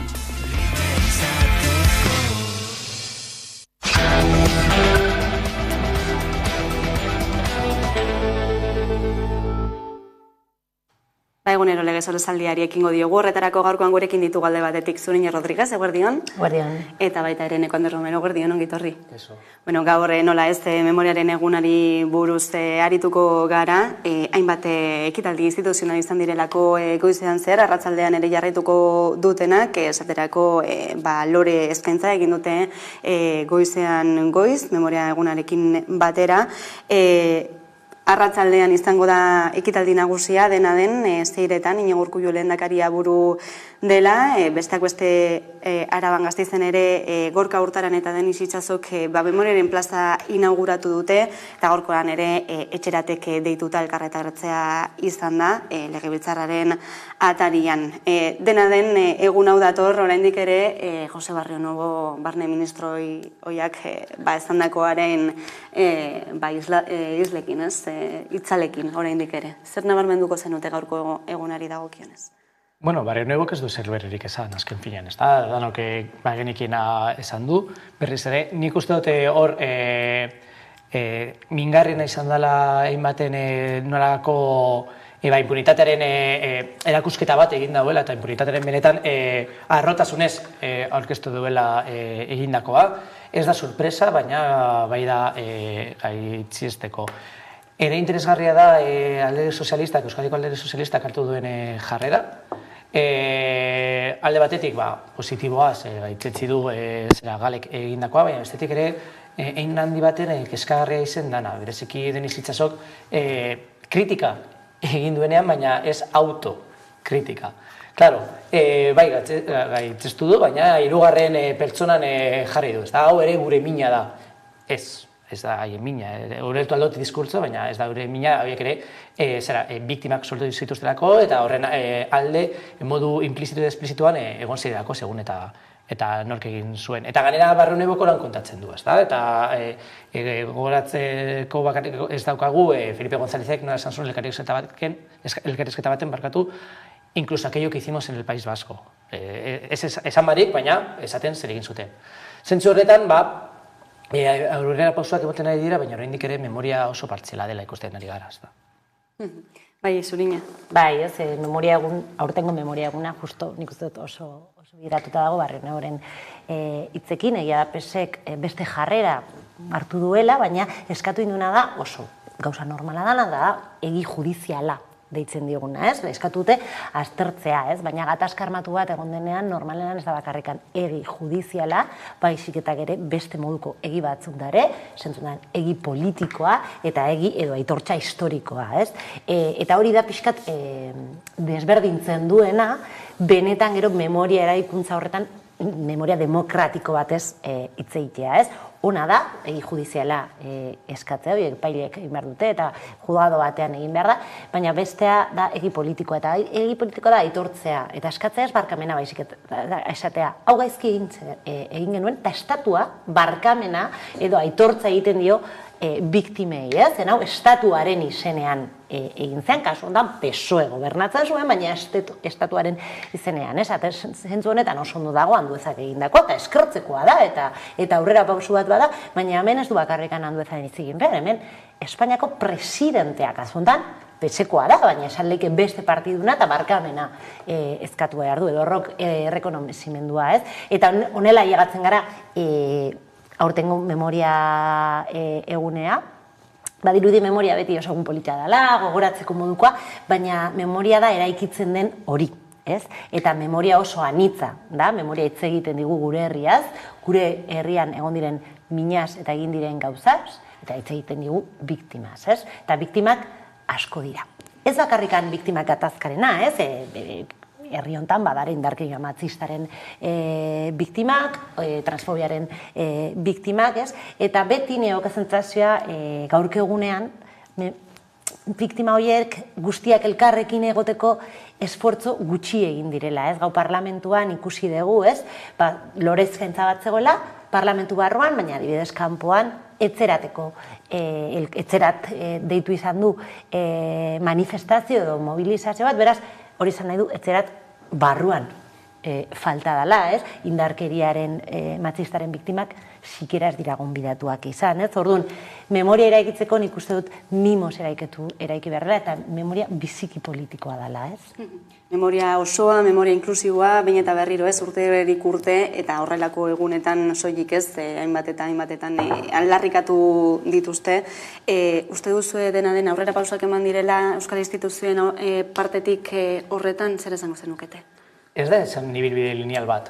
Eta, bai emon dira pausuak, egi politikoa bideratze aldera, eta rekonozimenduak egin dira, eta txostenak egin dira, eta deklarazio instituzionalak ere egin dira, baina hori, aurrera pausu horiek existituta, egia da, Jesurinek esan dauena, gero alderdi politiko nagusiak eta inkluso instituzioek egi judizialean geratzen direla, nun, eta badakigu egi judizial hori ere biktimak sortu dituela, eta biktimeren egia ukatu dituztela, hor dugu Xabi Atristainen atxiloketa berrespetxeratzea, Europako Giza Eskubideen Tribunalak esandakoa eta amengoek muzin egitea konplexua da. Aurrera pausoak daude, baina gero atzera pausoak ere, eta askotan aurrera pausoak egin dutenek, adibidez Eusko Jaurlaritza, gero atzera pausoak ematen ditu, nik beti gogoratuko dut, nola torturaren inguruko txosten bat oso baliagarria egin zen, eta gero Urkullu jaunak sare parlamentarioan hitz egin ziotenean ertzaintzaren inguruan esaten zuen, baina ez dugu sententziarik, baina zure gobernuak aitortu du, torturak egon direla ertzaintzatik. Baina aurrera pausoak ez nituzke dituko. Ibide bat egin da, bide oraindik asko eta luzerako emango duena, eta horretan gabiz. Dena dene esan dezakegu errelatoaren bataiak oraindik ere jarraitzen duela, ez, Urine? Penaz, errelatoa hitz egiten dugunean, eta bataiaz hitz egitea, jarneetzako ja hori pixkata saltzen dugun zein arazoa dagoen, ez? Egia da, badagoela intentzio bat errelato bakarrarena, eta nik uste dut edozein gatazkan, edozein errealitatean, egin behar deguna da, hainbat kontu adostu, eta horien arira errelatoak eta onak dira, ez? Nik uste dute zentzu honetan gizarteak, instituzioek, baino askoz gehiago egin duela memoriaren alde. Eta ez naiz hitz egiten ari bakarrikan Euskal Gatazkaren memoriaren inguruan, ari naiz frankismo garaiako memoriaz ere hitz egiten, eta nik uste dut zentzu honetan herriak bai egin dituela gauza asko, ari naiz adibidez pentsatzen martxoak 3ko elkartek egindako lanaz, niri keskatzen nau jende asko hilko dala eta jadanik hiltzen ari dala bere memoria eta bere egi judiziala eta egi politikoa aitortu barik, baina ondoriak ikusi ditzazke, orain dela gutxi EHU, orain dela ja denbora EHU aterasun txosten bat memoriaren inguruan, aztertu intzun unibertsitateko lehenengo mailako hainbat ikaslekin, eta datuak tamalgarriak eta keskatzeko modukoak dira, batzuk ez ekiten nor zen Ortega Ortega kano izan behar nuen, baina ez nuen barkaidazu, Ortega Lara nortzen ez zekiten, seguramente Ortega kano bai zekiten nor da, baina bueno, tira. Ortega Lara nortzen ez zekiten, baina Lasa eta Zabala nortzuk ziren ere ez zekiten. Alegia, honekin erakusten digu gure memoria ez dugula ondo divulgatzen ari, eta orduan gure demokrazia bera kolokan dago, ez, eta niri hau asko keskatzen nago, ez, guretzako, ez dakitzuri seguramente, eneko baina zuretzako hiperkorren gertatu zana, oso gauza, ez, berezia da, baina ere bakizu, ez dakitez, norden Lasa eta Zabala, edo nortzuk ziren gala, edo zer gala, oso ondo dakigu eta gure bizitzaren parte bat bada, baina jende gaztea hori zorionez ez du bizi, Baina hori transmititu behar diegu, eta batzutan beren gainean jartzen dugu erantzukizuna, baina nik uste dut gizarteak zerbait gaizki egin duela, eta gizarteak hitz egiten duanaz, ari naiz instituzioez, horiek dakate erantzukizunik handiena. Bai. Nik uste dut gako batzuk betiko lezeman ditu Zurinek, eta horietako bat da, bataiak bai egongo dira errelatoaren inguruan, egongo dira, baina errelatoak behar ditugu. Eta hori aspaldi gabiltza esaten, eta nik uste dut gizartean, herrian, badaudela errelatoak. Eta errelato horiek bat egiten dutela askotan, eta daudela adostasun oso zabal batzuk, eta gero inabardura oso handiaz adostasun horietan, noski. Baina ezke hori da gizartea, eta hori da memoria kolektiboa eraikitzea. Ezin diogu eskatu Eusko Jaurlaritzari, Espainiako Gobernari, inorri egiteko relato bakarra. Edo inkluso relatoak, zeintzuk diren zilegak eta zeintzuk ez. Baina bai biatu behar ditugu adostasunak. Eta horretarako bai proposamenak egon dira, bai foro sozialetik, bai alderdietatik, eta berretatik egi batzorde bat sortzeko, edo batzorde bat sortzeko nun eztabaidatzen den. Eta minimo horiek adostan diren, eta minimo horien aurrean, errelato desberdinak konpartitzen diren. Baina gaur egun errelatoak ezin dira konpartitu berdintasunean. Hori esan behar dago, hor dago Auzitegi Nazionala guztietako prest, eta hori ere esan behar da. Ez da soilik bataia politiko bat, baizik eta bataia politikoan zer esaten duzuna baldintzatuta dago zer diskurtsoak diren zilegiak eta zilegiak esaten dudan legalak eta zeintzuk ez, hori ere oso importantea da, hor ere asko dago segurenik esateko. Ze gero, torturaren aitortza egiten da, baina torturaren seinalamendu edo seinalamendu zuzena egiten duzunean, hor ere arazoak egon aldira judizialak. Beraz, guazen adostasun horiek bilatzera gizalte bezala, adostasun oso minimoak izan behar direnak, nire ustez, eta horren aurrean, bakoitzak bere diskurtso eta bere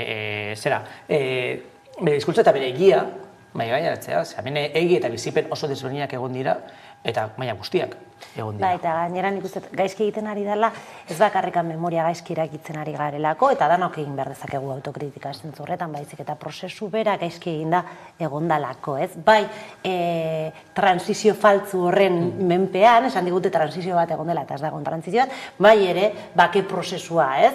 Zuk edo zein herri batea ikusten bat, ari naiz pentsatzen adibidez Guatemalan, ari naiz pentsatzen Kolonbian, ari naiz pentsatzen Bosnia-Herzegovinan, ari naiz pentsatzen beste leku batzuetan, zeinetan sortu dira bake prozesuak eta bake negoziazioak, ez? Eta bake negoziazioetan gauza asko negoziatzen dira, eta horietakoak dira errelatoak. Eta, ez, Eneko Anderrik oso ondo esaten zuen minimo. Oie, klau, zu herri hontan, esaten dugu bake prozesu bat egon dela, baina ez da bake prozesu bat modu formalean egon, ez? Nik bai uste dut, bai adibidez foro sozialetik, edo beste hainbat lekuetatik, edo baken artizauen aldetik, bai egin dira esfortzu batzuk, baina esfortzu horiek ez dira normalizatuak, formalizatuak izan. Eta hori asko zailtzen du errelatoak. Ez bakarrik sortzen dalako garaile eta galtzaileen inguruko errelatoak, nor da galtzaile eta orduan bataia da nor da garailea eta nor da galtzailea, eta ja gaizkigoaz honekin zen, hemen galtzaile bakarrak biktimak dira zentzu anitzanean, baina nik uste dut hori badela guk izan dugun, nik uste gure taloia, ez? Akilesen taloia, edozein gatazka armatuan egi batzordeak dare. Guk ez dugu izan egi batzordeak, eta egi batzorde horiek egi judiziala ekartzen digute, egi politikoa eta egi historikoa. Eta gainera albidetzen dute, historikoki periferian egon diren subjektuak, ari naiz pentsatzen jente migrantengan, ari naiz pentsatzen emakumeengan, ari naiz pentsatzen LGTB komunidadean, egi horren eraikuntzan eta relatoien eraikuntzan parte hartzea ere. Ez? Eta honen, ez bakarrikan ez dakagu bataia bat errelato ninguruan, baizik eta sikiera periferian egondako hainbat kolektibo eta subjektu, sikiera ez dute ez da batean eta bestean parte hartu. Orduan, hau konpondu daiteke, ni nahiko pesimista naiz. Baina nik uste dut oraindik ahaleginak egin behar ditugula, eta gizarteak zentzu horretan instituzioek baina asko hobeto egiten ari dago. Belaunaldi berriak epatu dituzue baita ere ez, memoriari dagokionean, nolabaiteko eten bat gertatzen ari dela,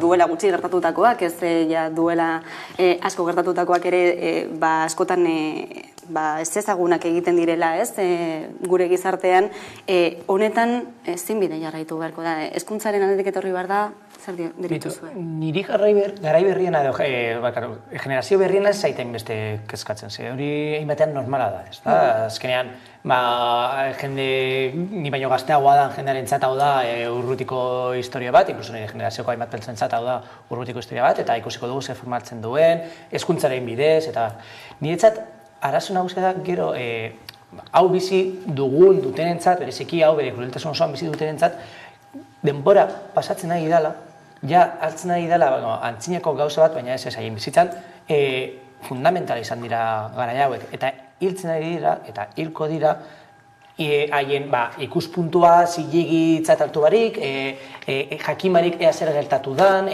aitortza bat jaso barik, niretzat hori da urgentena.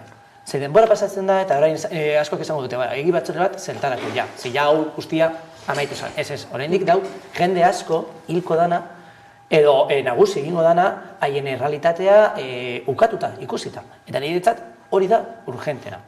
Garai berriek zer jasoko dute? Garai berriek jasoko dute, eta jasoten ari dira, egi judizial hori eta egi instituzional oso zehatz bat. Eta hor daukagu, biktima batzuen memoria etxe hau, edo museoa Gasteizen, ditugu Coviteren plaza edo omenalditxo hori ere Gasteizen, eta horrelakoak bai jasotzen ari dira, ze hor dekozu hezkuntza eta hezkuntzak kristone tresna da horrelako memoria partzial bat eskaintzeko. Importantea izango da, minimo horiek adosten ditugunean hori jasotzea.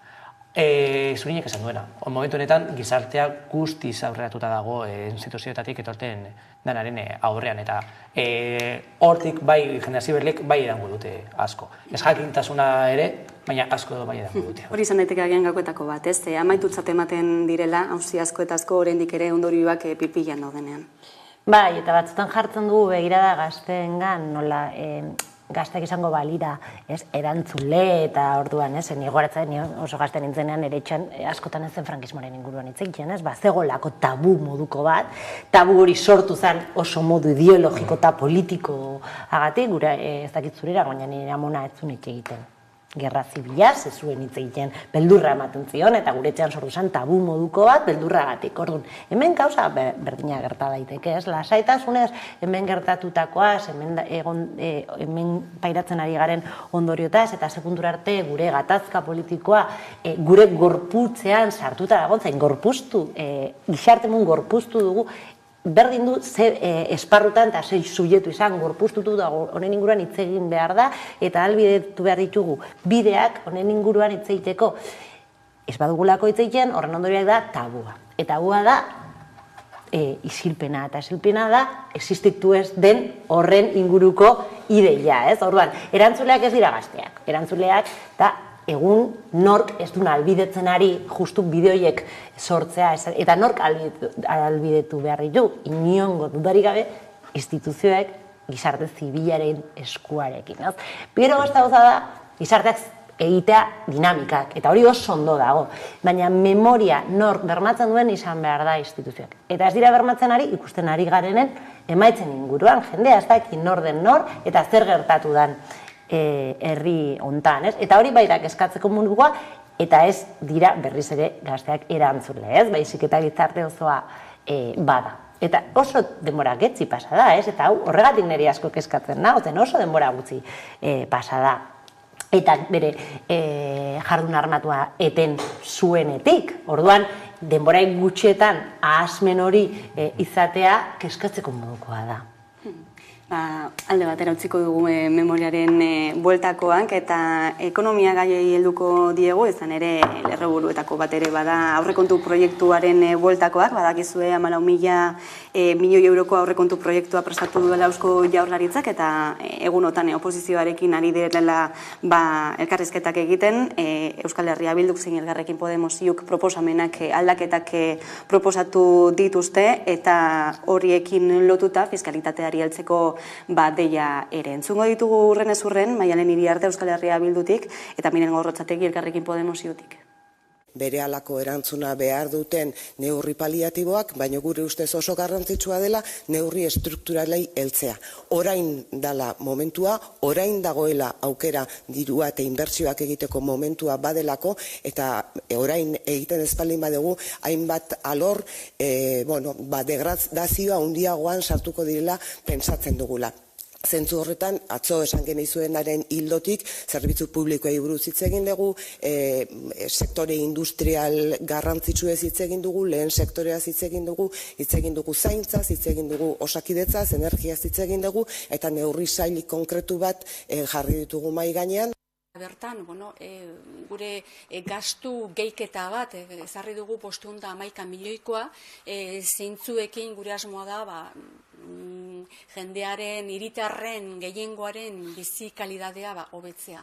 Hobetzea hainbat alorretan, osasunean adibidez, baita ere krisi klimatikoa aurre egiteko horretan, hezkuntza gaietan baita ere, eskaintza publiko bat bermatzeko leku guztietan, eta etxebizitzan baita ere, eta fiskalidadean baita ere. Alor guzti horietan aldaketak proposatu ditugu, dokumentu batean jaso ditugunak, eta azkenean 500 milioiko balio ikiko luketenak. Hauesek aurrekontu proiektuaren bueltakoak, zurine, hauteskunde kutsuarekin irakurri behar ditugu guzti hauek? Bai, inongo dudari gabe ez, hauteskundeak daude aurten, bainera oso hauteskunde garrantzituak dira, municipalak diralako, eta orduan asko dagoelako jokuan, ez? Eta gobernu txiki asko, baina asko dare jokuan, eta nik uste dut negoziazioak egotekotan, klabe horretan irakurri behar ditugula, ez?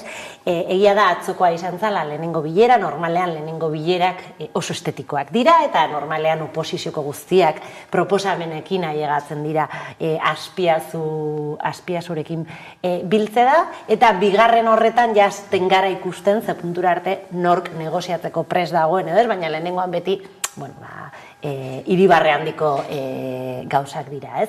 Momentuntan, nik bai uste dut EAJ-ari ondo datorkiola negoziatzea, ikusiko dugun horren alde egiten duen, nahiago duen EH Bildu eta Podemosekin negoziatzea edo Alderdi Popularra, gogora desagun pasaden urtean Alderdi Popularra lehenengo bilera eta gero apurtu zuela negoziatzeko kapazitatea, eta aurten, bilera eta gero bai esan du negoziatzeko prest dagoela, erreforma fiskal bat mahai gainean jarriz, baina, alde batetik nik bai uste EAJ-ari ondo datorkiola negoziatzea, eta hortze badago nik uste bai EH Bilduk eta bai Podemos bi aukera dituztela.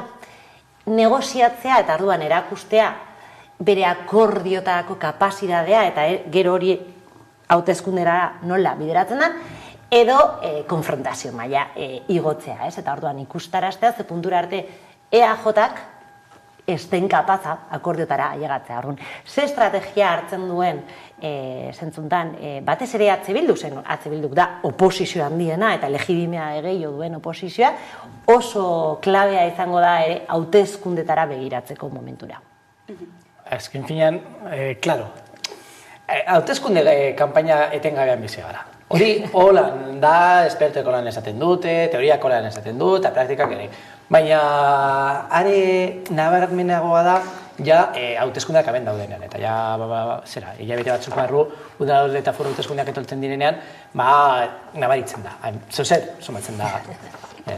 Eta, hor geneukan Gipuzkoako Foru Aldundiako hautagaia hitz egiten honen inguruan, oso bitzea egin zeidana. Baina, hori horan izan da, EAJ-arentzat segurak aukera orain aurrekontuak aurkeztea zer erdigunean kokatzen da. Eta orduan da, EAJ-ak berriz ere, bere lana egiten dela, tarta banatzea. Eta horrek erdigunean kokatzen zaitu, gobernuan dago, horrerako aukera dauka, eta egoera oso bentajoso batean jartzen du. Kuriosoa da, egoera esain bentajoso batean jartzen dagoela Alderdi Sozialista. Zergatik, Alderdi Sozialistak azkenean ez dau, ez da banaketa horretan, ez da negoziazio horretan, desagertuta. Bakarrikan, haitu bat, pasaren urtean PSek eskatu zuen negoziazio, talde negoziazioa negotzea gobernuaren izenean. Aurten ez dakigu dagoen edo ez. Eta hori oso esaguratzua da, zen historikoki EAJ-ak naiz eta gobernua PSerekin eduki, ekonomia izan da beti bere txiringitoa, ez? Orduan, horretan ere ikusi dezakegu, ze puntura arte koalizioko gobernua nori egiten dion mesede eta nori ez. Barkatu. Eta hori ikusten dugu, koalizioen mundua oso mundua nitza da, eta ikusten dugu nola Euskal Autonomia Erkidegoan eta orokorrean bai udaletan, bai foru aldundian, bai Eusko Jaurlaritzan, nola PNV eta Alde Sozialista elkarrekin dauden gobernuan, baina ez naztuta. Eta bakoitzak badauka bere txiringito propioa, eta hau da EAJaren txiringitoan nolabait holan esatearen, ez da? Eta zentzu horretan oso interesgarria iruditu zait, zunik esan duena, Alderdi Popularraren inguruan, are gehiago Feijóoren izaera moderatua eta erdigunean eta posibilista hori indartzeko aukera interesgarria izan daiteke, baina, klaro, Alderdi Sozialista ere badago. Beraz, hor, bototze interesgarria izango da, ez da nire apostua hori, pertsonalki. Eta hor daukagu EAJ eta Podemos. Kontua da, EH Bildu eta Podemos. Kontua da, Podemosen EH Bilduren markatu estrategia oso argia dela, kudeatzaile onaren txapela EAJari kentzea. Eta horretan, jokatzen du. Honerako zintzarrerako. Zer gertatzen da, hauteskunde garaietan gaudela. Eta orduan, ezin duzu zentroa gehiago elikatu. EAJ gehiago elikatu. Eta orduan nik uste dut hor, EH Bilduko joku arriskutsu eta interesgarri batera jokatuko duela aurrekontuak ikusita, bai Eusko Jaurlaritzan, bai beste instituzio guztietan, hainbat instituzioetan orain aurrekontuetan inguruan eztabaidatuko da, eta hor ikusiko dugu zein izango den kanpainaren tonua. Nik uste dut, orain, aurre kanpaina honetan, ikusiko duguna zein izango den kanpainaren tonua eta nola kokatzen diren agente desberdinak. Bai, eta kontuan izan behar dugu, askotan hasten zaigula esatea, baina EAJak ez du behar oposizioen boskak aurrekontuak aurrera atatzeko. Beraz, aurrekontuak aurrera aterako dira. Eta hori zer ezan nahi du? Seguramente EAJak norbaitekin zerbait adosten badu, oso ondo salduko duela, ez? Eskult zabaltazunez egindako lanaz, horrela egin du pasaren urtean EH Bildurekin entzun akordioarekin, edo pasaren urtean Podemos egindako negoziazio txar horretan, baina, beti ateratzen da ez guk eskuzabalak, Azpiazu jauna beti esaten du, ez zaituztegu behar, baina hemen gaude eskuak irekita, eta hori ere oposizioak kudeatu behar du komunikatiboki, ez? Eta erakutsi behar du ze puntura arte negoziazio batera llegatzen bada, eta azkenean abstentzio batera jotzen badu, berdin zait Podemos, EH Bildu edo Alderdi Popularra, ez? Abstentzio batera edo baietza batera joten bada, kapasa izan behar da guzti hori ere azaltzeko. Eta saltzeko. Eta hemen ere, nik uste beste oso interesgarria dagoela, eta da, Gipuzkoako Foru Aldundiko aurrekontuak eta Gasteizko udalarenak. Zergatik esaten dut hau, batetik Gasteiz, dalako Gasteiz udala dalako bakarra non EAJak beste agenteren bat behar duela aurrekontuak ateatzeko eta Gasteizen asko dago jokoan, eta orduan ikusiko dugu ze egiten du bakoitza, ze gogora ezagun dela momentuntan hiriburu bakarra zeinetan lau alderdi benetan alkatetzarako jokoan dagoela, eta gero dago Gipuzkoa. Eta Gipuzkoa oso garrantzitsua da, zen hemen oso lei binomiko bat dago, EAJ eta EH Bildu, orduan zer gertatzen da bi instituzio horietan ere oso ondo markatuko dugu hauteskunde kanpaina nora jungo da, ez? Orduan nik bai uste aurtengo Eusko Jaurlaritzako aurrekontuak importanteak dirala, baina askoz gehiago begiratuko behar ditugula beste eremutan gertatzen diren gaietan, ez? Eta gero edukia begira, egia da, espiatzuk saldu behar digula eta ondo egiten du gainera izugarrizko aurrekontuak ditugula, baina hemen bi eje oso importanteak dira. Osasuna, gogora ezagun kurtso politikoa hasi zenean Urkullu jauna osoko bilkura, kontrol bilkura importante horretan atea zala Osakidetzako izugarrizko plan integral baten anuntzioa egiten, eta bai EH Bilduk eta bai Podemos kritika egin diote osasunaren eta Osakidetzaren aurrekontuari. Orduan, negoziazio batean sartzerakoan nik bai uste dut, bai Podemos eta bai EH Bilduk osasuna ekarriko dutela erdigunera. Inkluso esango nuke Alderdi Popularra baita, hor dakagu Bazurto, hor dakagu Galdakago, hor dakagu Arabako Txagorritxu ospitalea, orduan osasuna izango da erdigunea, eta horretan EAJ ez badu hitzen ikusiko dugu zenolako jarrean deliberala duen. Eta gero beste muin badago, eta da oso klabea, eta nik uste dut honi helduko diola bai Alderdi Popularra, eta bai Podemos, eta da hezkuntza.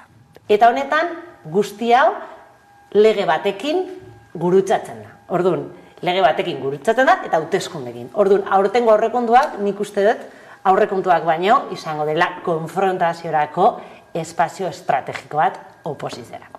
Dena den eta iragarri duten ez gastu sozial handia izango duten aurrekontuak izango dira, baina kontuan izan beharko da baita ere aurrekontutetik zenbateraino bete den hori, ez? Bai, nik edukarekin sartu baino lehen, oso interesgarria da, EAJaren posizioa banatzaile bezala oso ondo ikusten dara, eta zuk aipatu duzun, ez da, honen izaera komunikatiboa oso ondo ikusten dara fiskalitatearekin.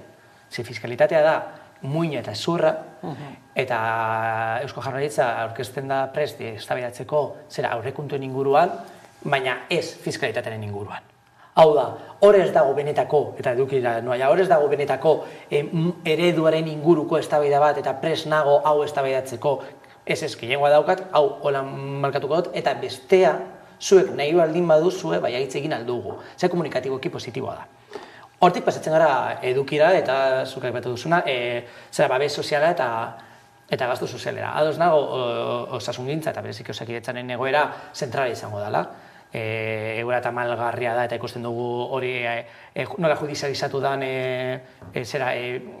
kardiologiaren kasua Basurton, nola medikuak kendu nahi dituzten Galdakako urgentzietatik, kontratu hoiek primariarekin lotuz eta bat, Urkulluk esan zuen oindala aste batzuk ez dakitzen bat mediku berri kontratatuko zituela primariarako eta nola ez den emoten ari. Hor, oso interesgarria izango da. Eta gainera oso interesgarria izango da ikusten nondik ataratzen duten diru hori. Ze fiskalitatea ez badutik ukituko, nondik atarako da diru hori. Azpiazu oso eskarra da. Oso pertsonargia da. Hori inork ezin du ukatu. Eta oso interesgarria izan zapazen egoera nola hitz egin zuen, aurrekontu espansiboak izango zirela eta inoiz baino aurrekontu handienak izango zirela, trampa evidente bat egiten, klaro. Altu zituen aurreko urteko aurrekontuak eta ez aurrekontu errealak eta zenbat partida gehiago gehitu diren edo zenbat diru gehiago sartu den zera horretan. Eta hori ikusten dugu inflazioa 10% igo dela eta aurrekontuak apenas igo diren. Hau da, gastua edo inbertsioa ez da asko handituko.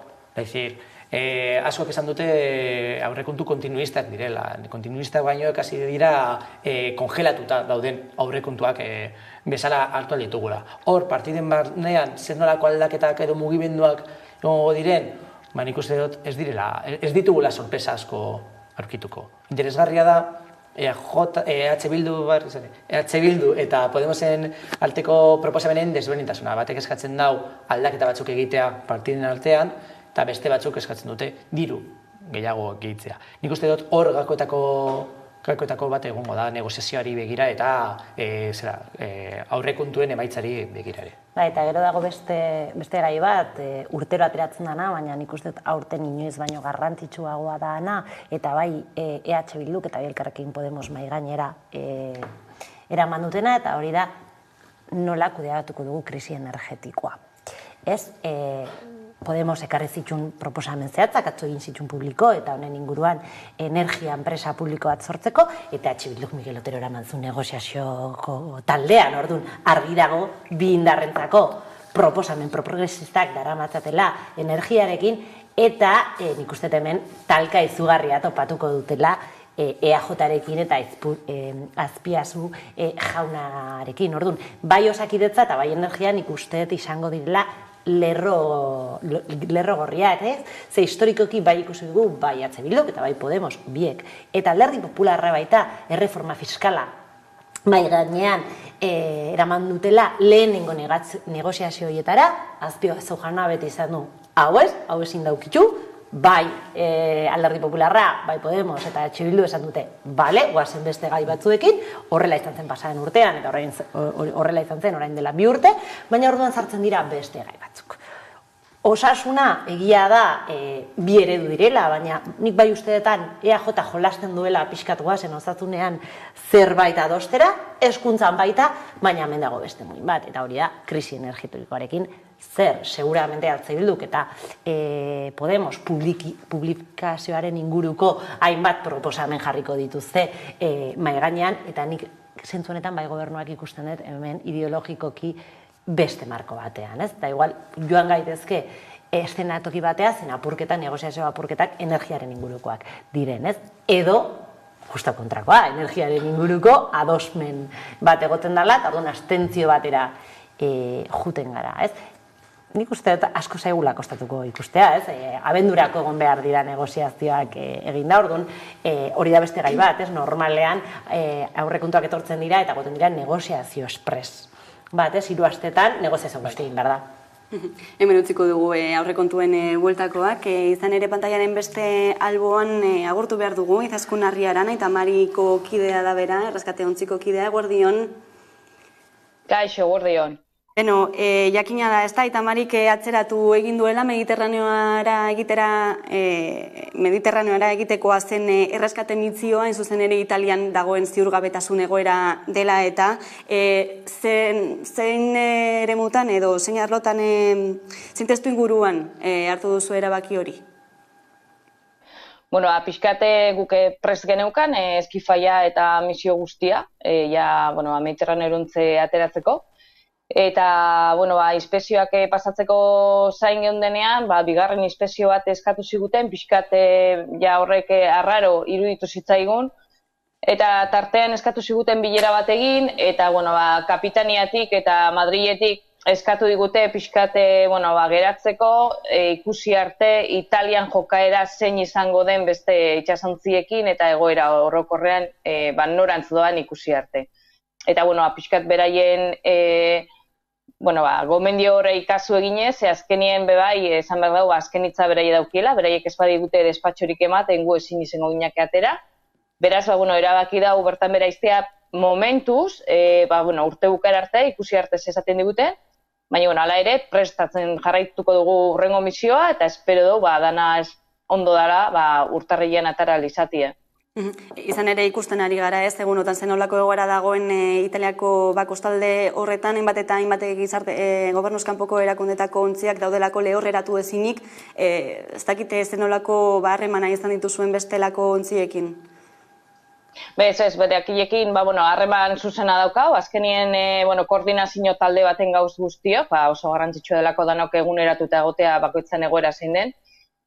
Azkenik, hasierako lehorreratze selektibo hori egin zutenean, hori bertan bera geratu da, azkenik humanitiko jende guztia atera zuten, geobanentzeko jende guztia ere, eta Reizaboi bebai. Laugarren itsasontzia, Ozean Bikin, honei ez dutze porturik eman, eta bere erabaki Frantziaruntze ateratzea, orain Korzegako inguruti dabil, osasun arazoagatik gainera bakazioren bat egin behar dauela informatu du, baina egoera benetan larria da, eta oin beraientzako behar dago tentziogunea pixkat, ez? Italia eta Frantzian arteko ikamika hori nork eman beharko lukeen portu seguru hori, ez? Azkenien erreskatatutako jende guztionentzat. Beraz, egoera nahiko zaila.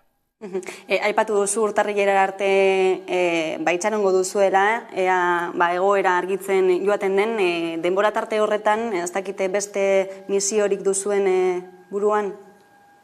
Azkenien lanean jarraituko da, sensibilizazio lanetan, azkenien hemen lurrean bebai beste ekintza batzuk egite ditugu normalean, eta horrekin aurrera jarraituko gu.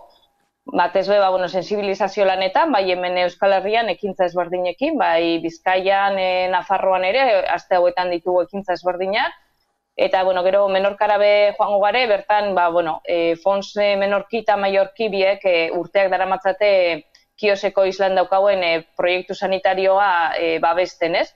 Beraiekin dugun erlaziogatik aurrez hitz egin da zegoen, misioan gindoie zenean, bertara joan, eta bertan sensibilizazio ekintza batzuk egitea, eta horrekin aurrera jarraituko dugu. Izaskun Arriaran, eskerrik asko gaurkoan gurean izateagatik. Zuei, eskerrik asko. Horixe egoera, ez da, aurreikusitakoa, Giorgia Meloniren gobernu heltzearekin batera, ez, baina ikusteko dagoea egoera aldatzeko tarterik ere egongo den. Claro, hor aurreikusten zen, eta hauek dira Meloninen gobernu berriaren lehenengo ondorietako batzuk, ez da, eta aurreikusten zen ere itsasuntzekin arazoiek egon zirenik bere garaian ere, aurretik ere egondakoak ez direnak barriak. Kuriosoa egin zait eta ezasunek aipatzen zuen zenolako mezu zuzena jaso duten Madriletik, eta mezu zuzena eta oso argia da. Ikusiko dugu ea gobernu berriaren jarrera zein dan, eta hain esplizituki entzutea, norabait, harrigarria da. Eta ikusiko dugu ere zer egiten duen Macronek Korsikan Viking barkoarekin. Azkenean, ezin dugu ahaztu Macron eta Le Penen arteko hauteskundeetan eta geroko inkestetan oso hurbil daudela emaitzetan, eta zentzu horretan Frantziako gobernua ez da Europako progresistena. Ikusten dugu nola oraindik itxita dauzkaten muga terrestrea Euskal Herrian adibidez, edo zer nolako jarrerak izan ditu ere izan zituen Ventimiglia bere garaian tren sarearekin Italiarekin. Beraz, hemen galtzeiak azkenean beti izango dira, edo beti izaten ari dira berdinak. Nera negua dator eta itsasoaren egoera gero eta txarragoa izango da.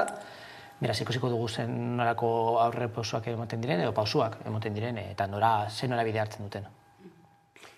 Bai, egia da hemen ikusten duguna da, espero genuena, Melonik bere kanpainaren diskurtzotan argi usten zigun hori egingo zeuela, orduan espero genuen, baina ni badaukatzen zazioa oso modu individualean ulertzen degula gaia, alegia, Italiak xere egiten duen eta orden arabera ikusiko dugu zer, eta batzutan hasten dugu migratzea eta asiloa eskatzea eskubide bat dala, eta orduan eskudi bat urratzen ari dala, eta zentzu horretan Europak zerbait ezan behar du, eta ere ikusi behar dugu beste estatu batzuek ze jarrera hartzen dute eskubide bat urratzen denean, igual adibidez Espainiak edo igual Frantziak edo igual Alemaniak beste ardura batzuk ere hartu behar ditu, hartzen ari ez dina, alegia ezin da beste leku batera begiratu, eta ezin da hitzoi, ea ber, zer gertatzen den, zen urraketa alanda, ez? Bai, azkenean, eta ez da zurik joku geopolitiko bat. Ikusiko dugu ea Italiako gobernuak ze postulatzen duen eta zer nolako harremana izango dugu nahiekin. Ez ere da, gero, barne politika kontu bat, eta Espainia aipatu duzunik eta hor dekagu Marlaskaren papera eta Ceuta eta Melillan gertatzen, etengabe gertatzen ari dena, eta nola orain Marlaskaren kargua edo Marlaska bera kolokan dagoen ala ez dakit, baina egon beharko zara eta oposizioak eta inkluso Podemosetik hainbat abotzen zuten dira, ez dela posible horrelako ministro bat oraindik indarren egotea gertatu ostean. Orduan, errefuxiatua izatea eta migratzea eskubide bat da, baina ze zilegitasunarekin Espainiak hartuko ditu neurriak Italiaren aurka, edo Frantziak hartuko ditu neurriak inkluso Italiaren aurka edo Europar Batasuna.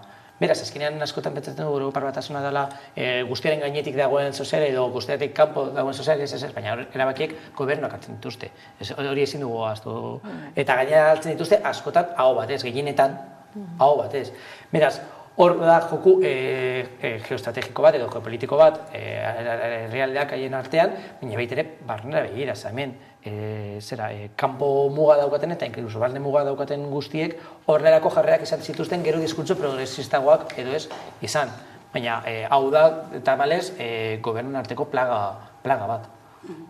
Translegeaz ere, hitz egingo dugu gaurkoan, badakizuen Madrilen tramitatzen ari dela lege proiektua, atzerapenak jasaten ari dena, batez ere, edo hain handi batean PSOEk berak trabak jartzen dituelako, testu inguru honetan ere, gainera, jakin dugu, adibide bat besterik ez da, pertsona transexualek pairatzen duten diskriminazioarena, Iruñeko parke batean, bateko banku batean, hortzadarraren kolorekin margotutako banderaren gainean pintada transfoboak egin dituzten. Ikusiko dugu.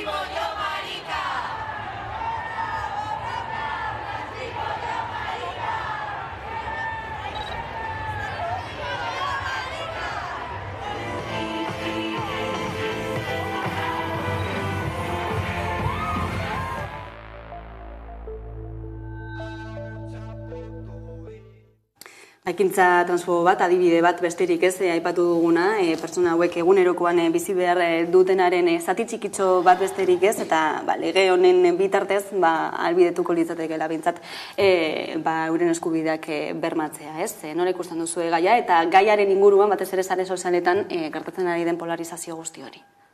Bueno, nik uste dut hemen oso zaila dela ulertzea PSOEk hartzen ari dan jarrera, jakinda ez, Espainiako berdintasun ministroak, kasuntan Irene Monterok, ekarri du lege bat kortetara, lege hori gainera, modu parte hartzaile batekin egin da, lege horien subjektuak direnekin, alegia pertsona trantzekin, eta hoiekin egin behar da, eta hau esan behar da, modu oso klaro eta kritiko batean, eta hoien kontra egiten dioten jendea eta mugimendu feministaren parte bat, ez dira subjektu hoien legea, lege hoien subjektuak, eta oso garrantzitsua da. Prozesu parte hartzaile bat egin behar da eurekin, eta orduan, prozesu parte hartzaile bat egin eta gero legea Espainiako gorteara ailegatu da ekarri behar duen ministroarekin, alegia berdintasun ministroarekin, eta orduan, berarekin gobernatzen duen beste alderdi bat, oztopoak ipintzen ari. Bere gobernuaren den horri. Hau, ulertzea oso zaila da, eta dagoen argudio bakarra da transfobia. Ez dago besterik. Ez dago besterik ulertzeko. Hori, zuek imaginazazue, momentu batean, marlaskak hartzen ari dan jarrera, dekin, esaten diotera, ez, begira, zuzara barne ministroa, baina nik esango dizut beste gabinete batetik zer egin behar dizun. Ezin da ulertu, ez? Bere negoziadoa dalako, ez? Baina PSOEk sartzen ari da berdintasun ministroaren den negoziazio batekin transfobia dalako dagoena horren atzetik, eta hori ikusten ari gara kalean, ez? Batetik, PSOEk nik uste dut sua botatzen ari diola, jadanik oso polarizatua dagoen gai batera, ez? Eta erantzukizunez jokatu behar da. Atzo bertan entzuten nion emakume trans bati elkarrizketa bat egiten zioten, eta emakumeen ezabakuntzaren inguruan iritze edo berak esaten zuen datzen, eta oso interesgarria iruditzen zitzen, hemen emakume ezabatu bakarrak, momentu honetan, emakume transak izaten ari dira, eta ezabatuak izaten ari dira, sekulako violentzia diskurtzio bat garatzen ari dalako Espainian. Basetorena, azte OIR-eko autobus horretatik eta ultraskomatik, eta orain beste sektore batzuetara zabaldu egin dana, eta orain emakume horiek kriston violentzia diskurtziboa eta ez diskurtziboa jasotzen eta beratzen ari dira. Sekulako, ez da polarizazioa da, pertsona transen aurkako violentzia entorno bat garatzen nahi dela. Ez da soilik banku bat egiten den pintada bat, pintada horiek non nahi ikusten ari dira. Eta diskurtzo horiek eta jarrera horiek non nahi ikusten ari dira. Eta hasikeran izan alzan legearen inguruko eztabaida bat. Legeak izan alditu hainbat ñabardura zera haien konsekuentziaren inguruan, eta hori oso garrantzitsua da aipatzea eta esatea. Eta horren inguruan, kristun debata egon da, eta lege nahiko fin bat egin dute. Sortua ziren balizko ondorioak ekiditeko, baina ja salto kualitatibo bat egon da, eta diskurtsoa ez da hori. Diskurtsoa da peluka daukaten gizonen inguruan, literalki. Hau da, violentzia eta bere izaera ukatuz, oinarritik. Arriskutsua da, violentzia nabarmena dago gaian, eta zoeren jarrera, nik uste, eta hori zuek eta zurinek berezikin ni baino beto jakingo du, ez dakit oso ondo perfil ideologikoa markatzeko, edo Maria Miesek esaten zuen bezala, nolabait, mugimendu politiko zabal baten hegemonia gidatzeko, da feminismaren hegemonia gidatzeko erabiltzen dena, kriston violentziarekin egiten ari dira pertsona eta minoria baten aurka, eta hori kezkagarria da, sua botatzea da.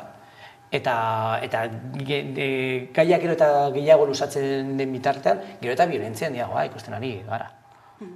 Zurine? Ba, eta kontestu honetan ere Euskal Herriko translegea dator, eta ikusiko dugu ze puntura arte ere Espainian egoten ari dan giroain naskagarria ekartzen dagoen Euskal Herrira, eta hori ere oso klabia da.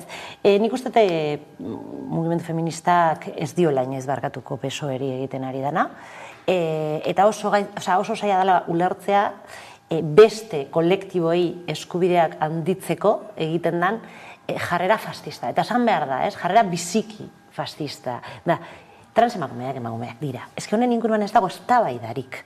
Eta guzti hori ukatzen duena transfoba da eta fascista da. Eta jazta, eta ez dago besterik. Eta honekin ikusten dut oso argiak izan behar garela, ez? Gero eztabaidatu dezakegu, legeen nabardurak, eta hau handitu behar den gehiago, gutxitu behar den gehiago, baina trans lege baten beharra, nik uste dut hori ez dela eztabaidagarria. Osea, beharrezko da, abortu baten legea behar dugun enean, edo berdintasun lege bat behar dugun enean. Legea beharrezkoa da. Trans errealidadea eta transpersonak existitzen direlako, transpertsonen egoera diskriminazio egoera bat dalako, eta bere eskubideak bermatzeko lege bat beharrezkoa da. Eta lege hori oztopatzen duten guztiek, transpertsonen kontra egiten ari dira, ez dago besterik. Eta bilatu dezakete 1000 argudio eta 1000 aitzaki, ez? Eta bilatzen ari diren aitzakia da filibusterismo puro eta duro, ez? Alegia atzeratu, baina horren atzean dagoena da, transfobia, ez dago besterik, ez? Eta nik uste dut, eta nik bai egiten dut bete aldarri bat, zen nik bai uste dut PSOEren barruan, badaudela ahots kritikoak, badaudela pertsonen kritikoak, eta badaudela feministak, eta horiek hitz egin behar dute. Eta argi eta garbi esan behar dute gure izenean. Ez gogora ezagun Gallardonen legea abortuarekin egon zirela PP barruan nahi gutxi baina ahots kritiko batzuk, eta nik uste dut horiek ere ateatzea ezinbestekoa dela. Erakusteko ze puntura arte PSOEk egiten ari dana grabea eta larria denez.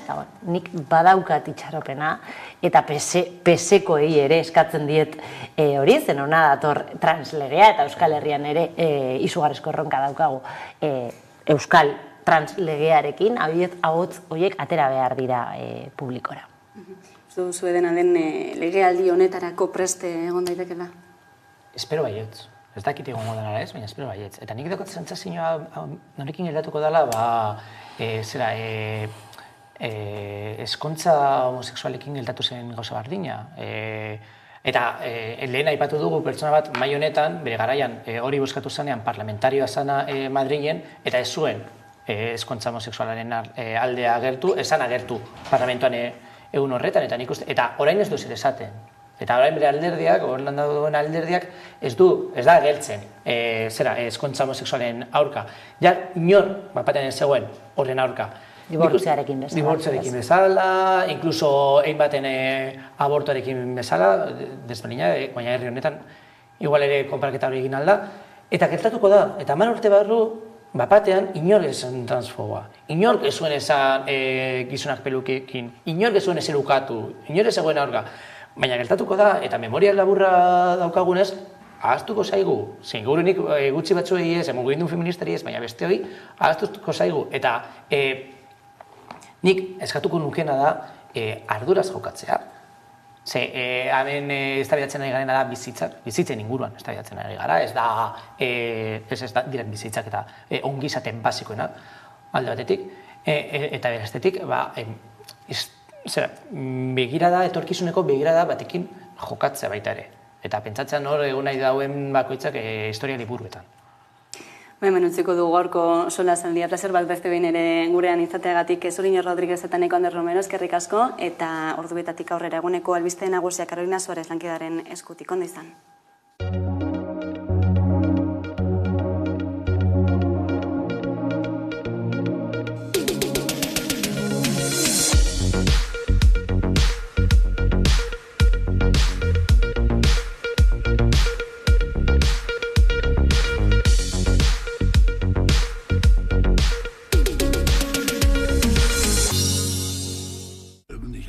Sie sind in einem ewigen Kreis miteinander verbunden.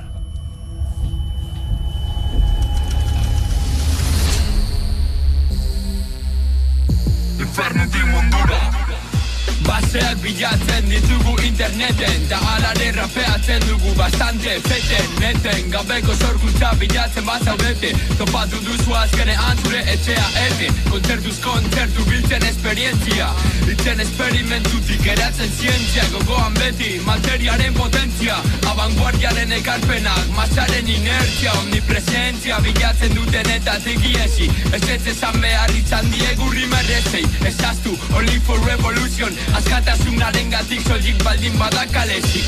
Zorain hasi garela rapeatzen serio, hasiko dira deitzen ziakuseik eiei erio. Nahiago nuke izan eroi, jainkoei zuala purtu emateko denoi, rapa dela medio. Hau da zerbait gehiago, rapeatzeko ez dugu inoiz beharko zeio. Egin zerbait gehiago, labazpian hil ziren berdin Patrizio eta plebeio. Eskatu zerbait gehiago, bihotzeko zauriak esaiatu izten zeioz. Eskaini zerbait gehiago, denarekin amaitzeko badugu nahikoa leio.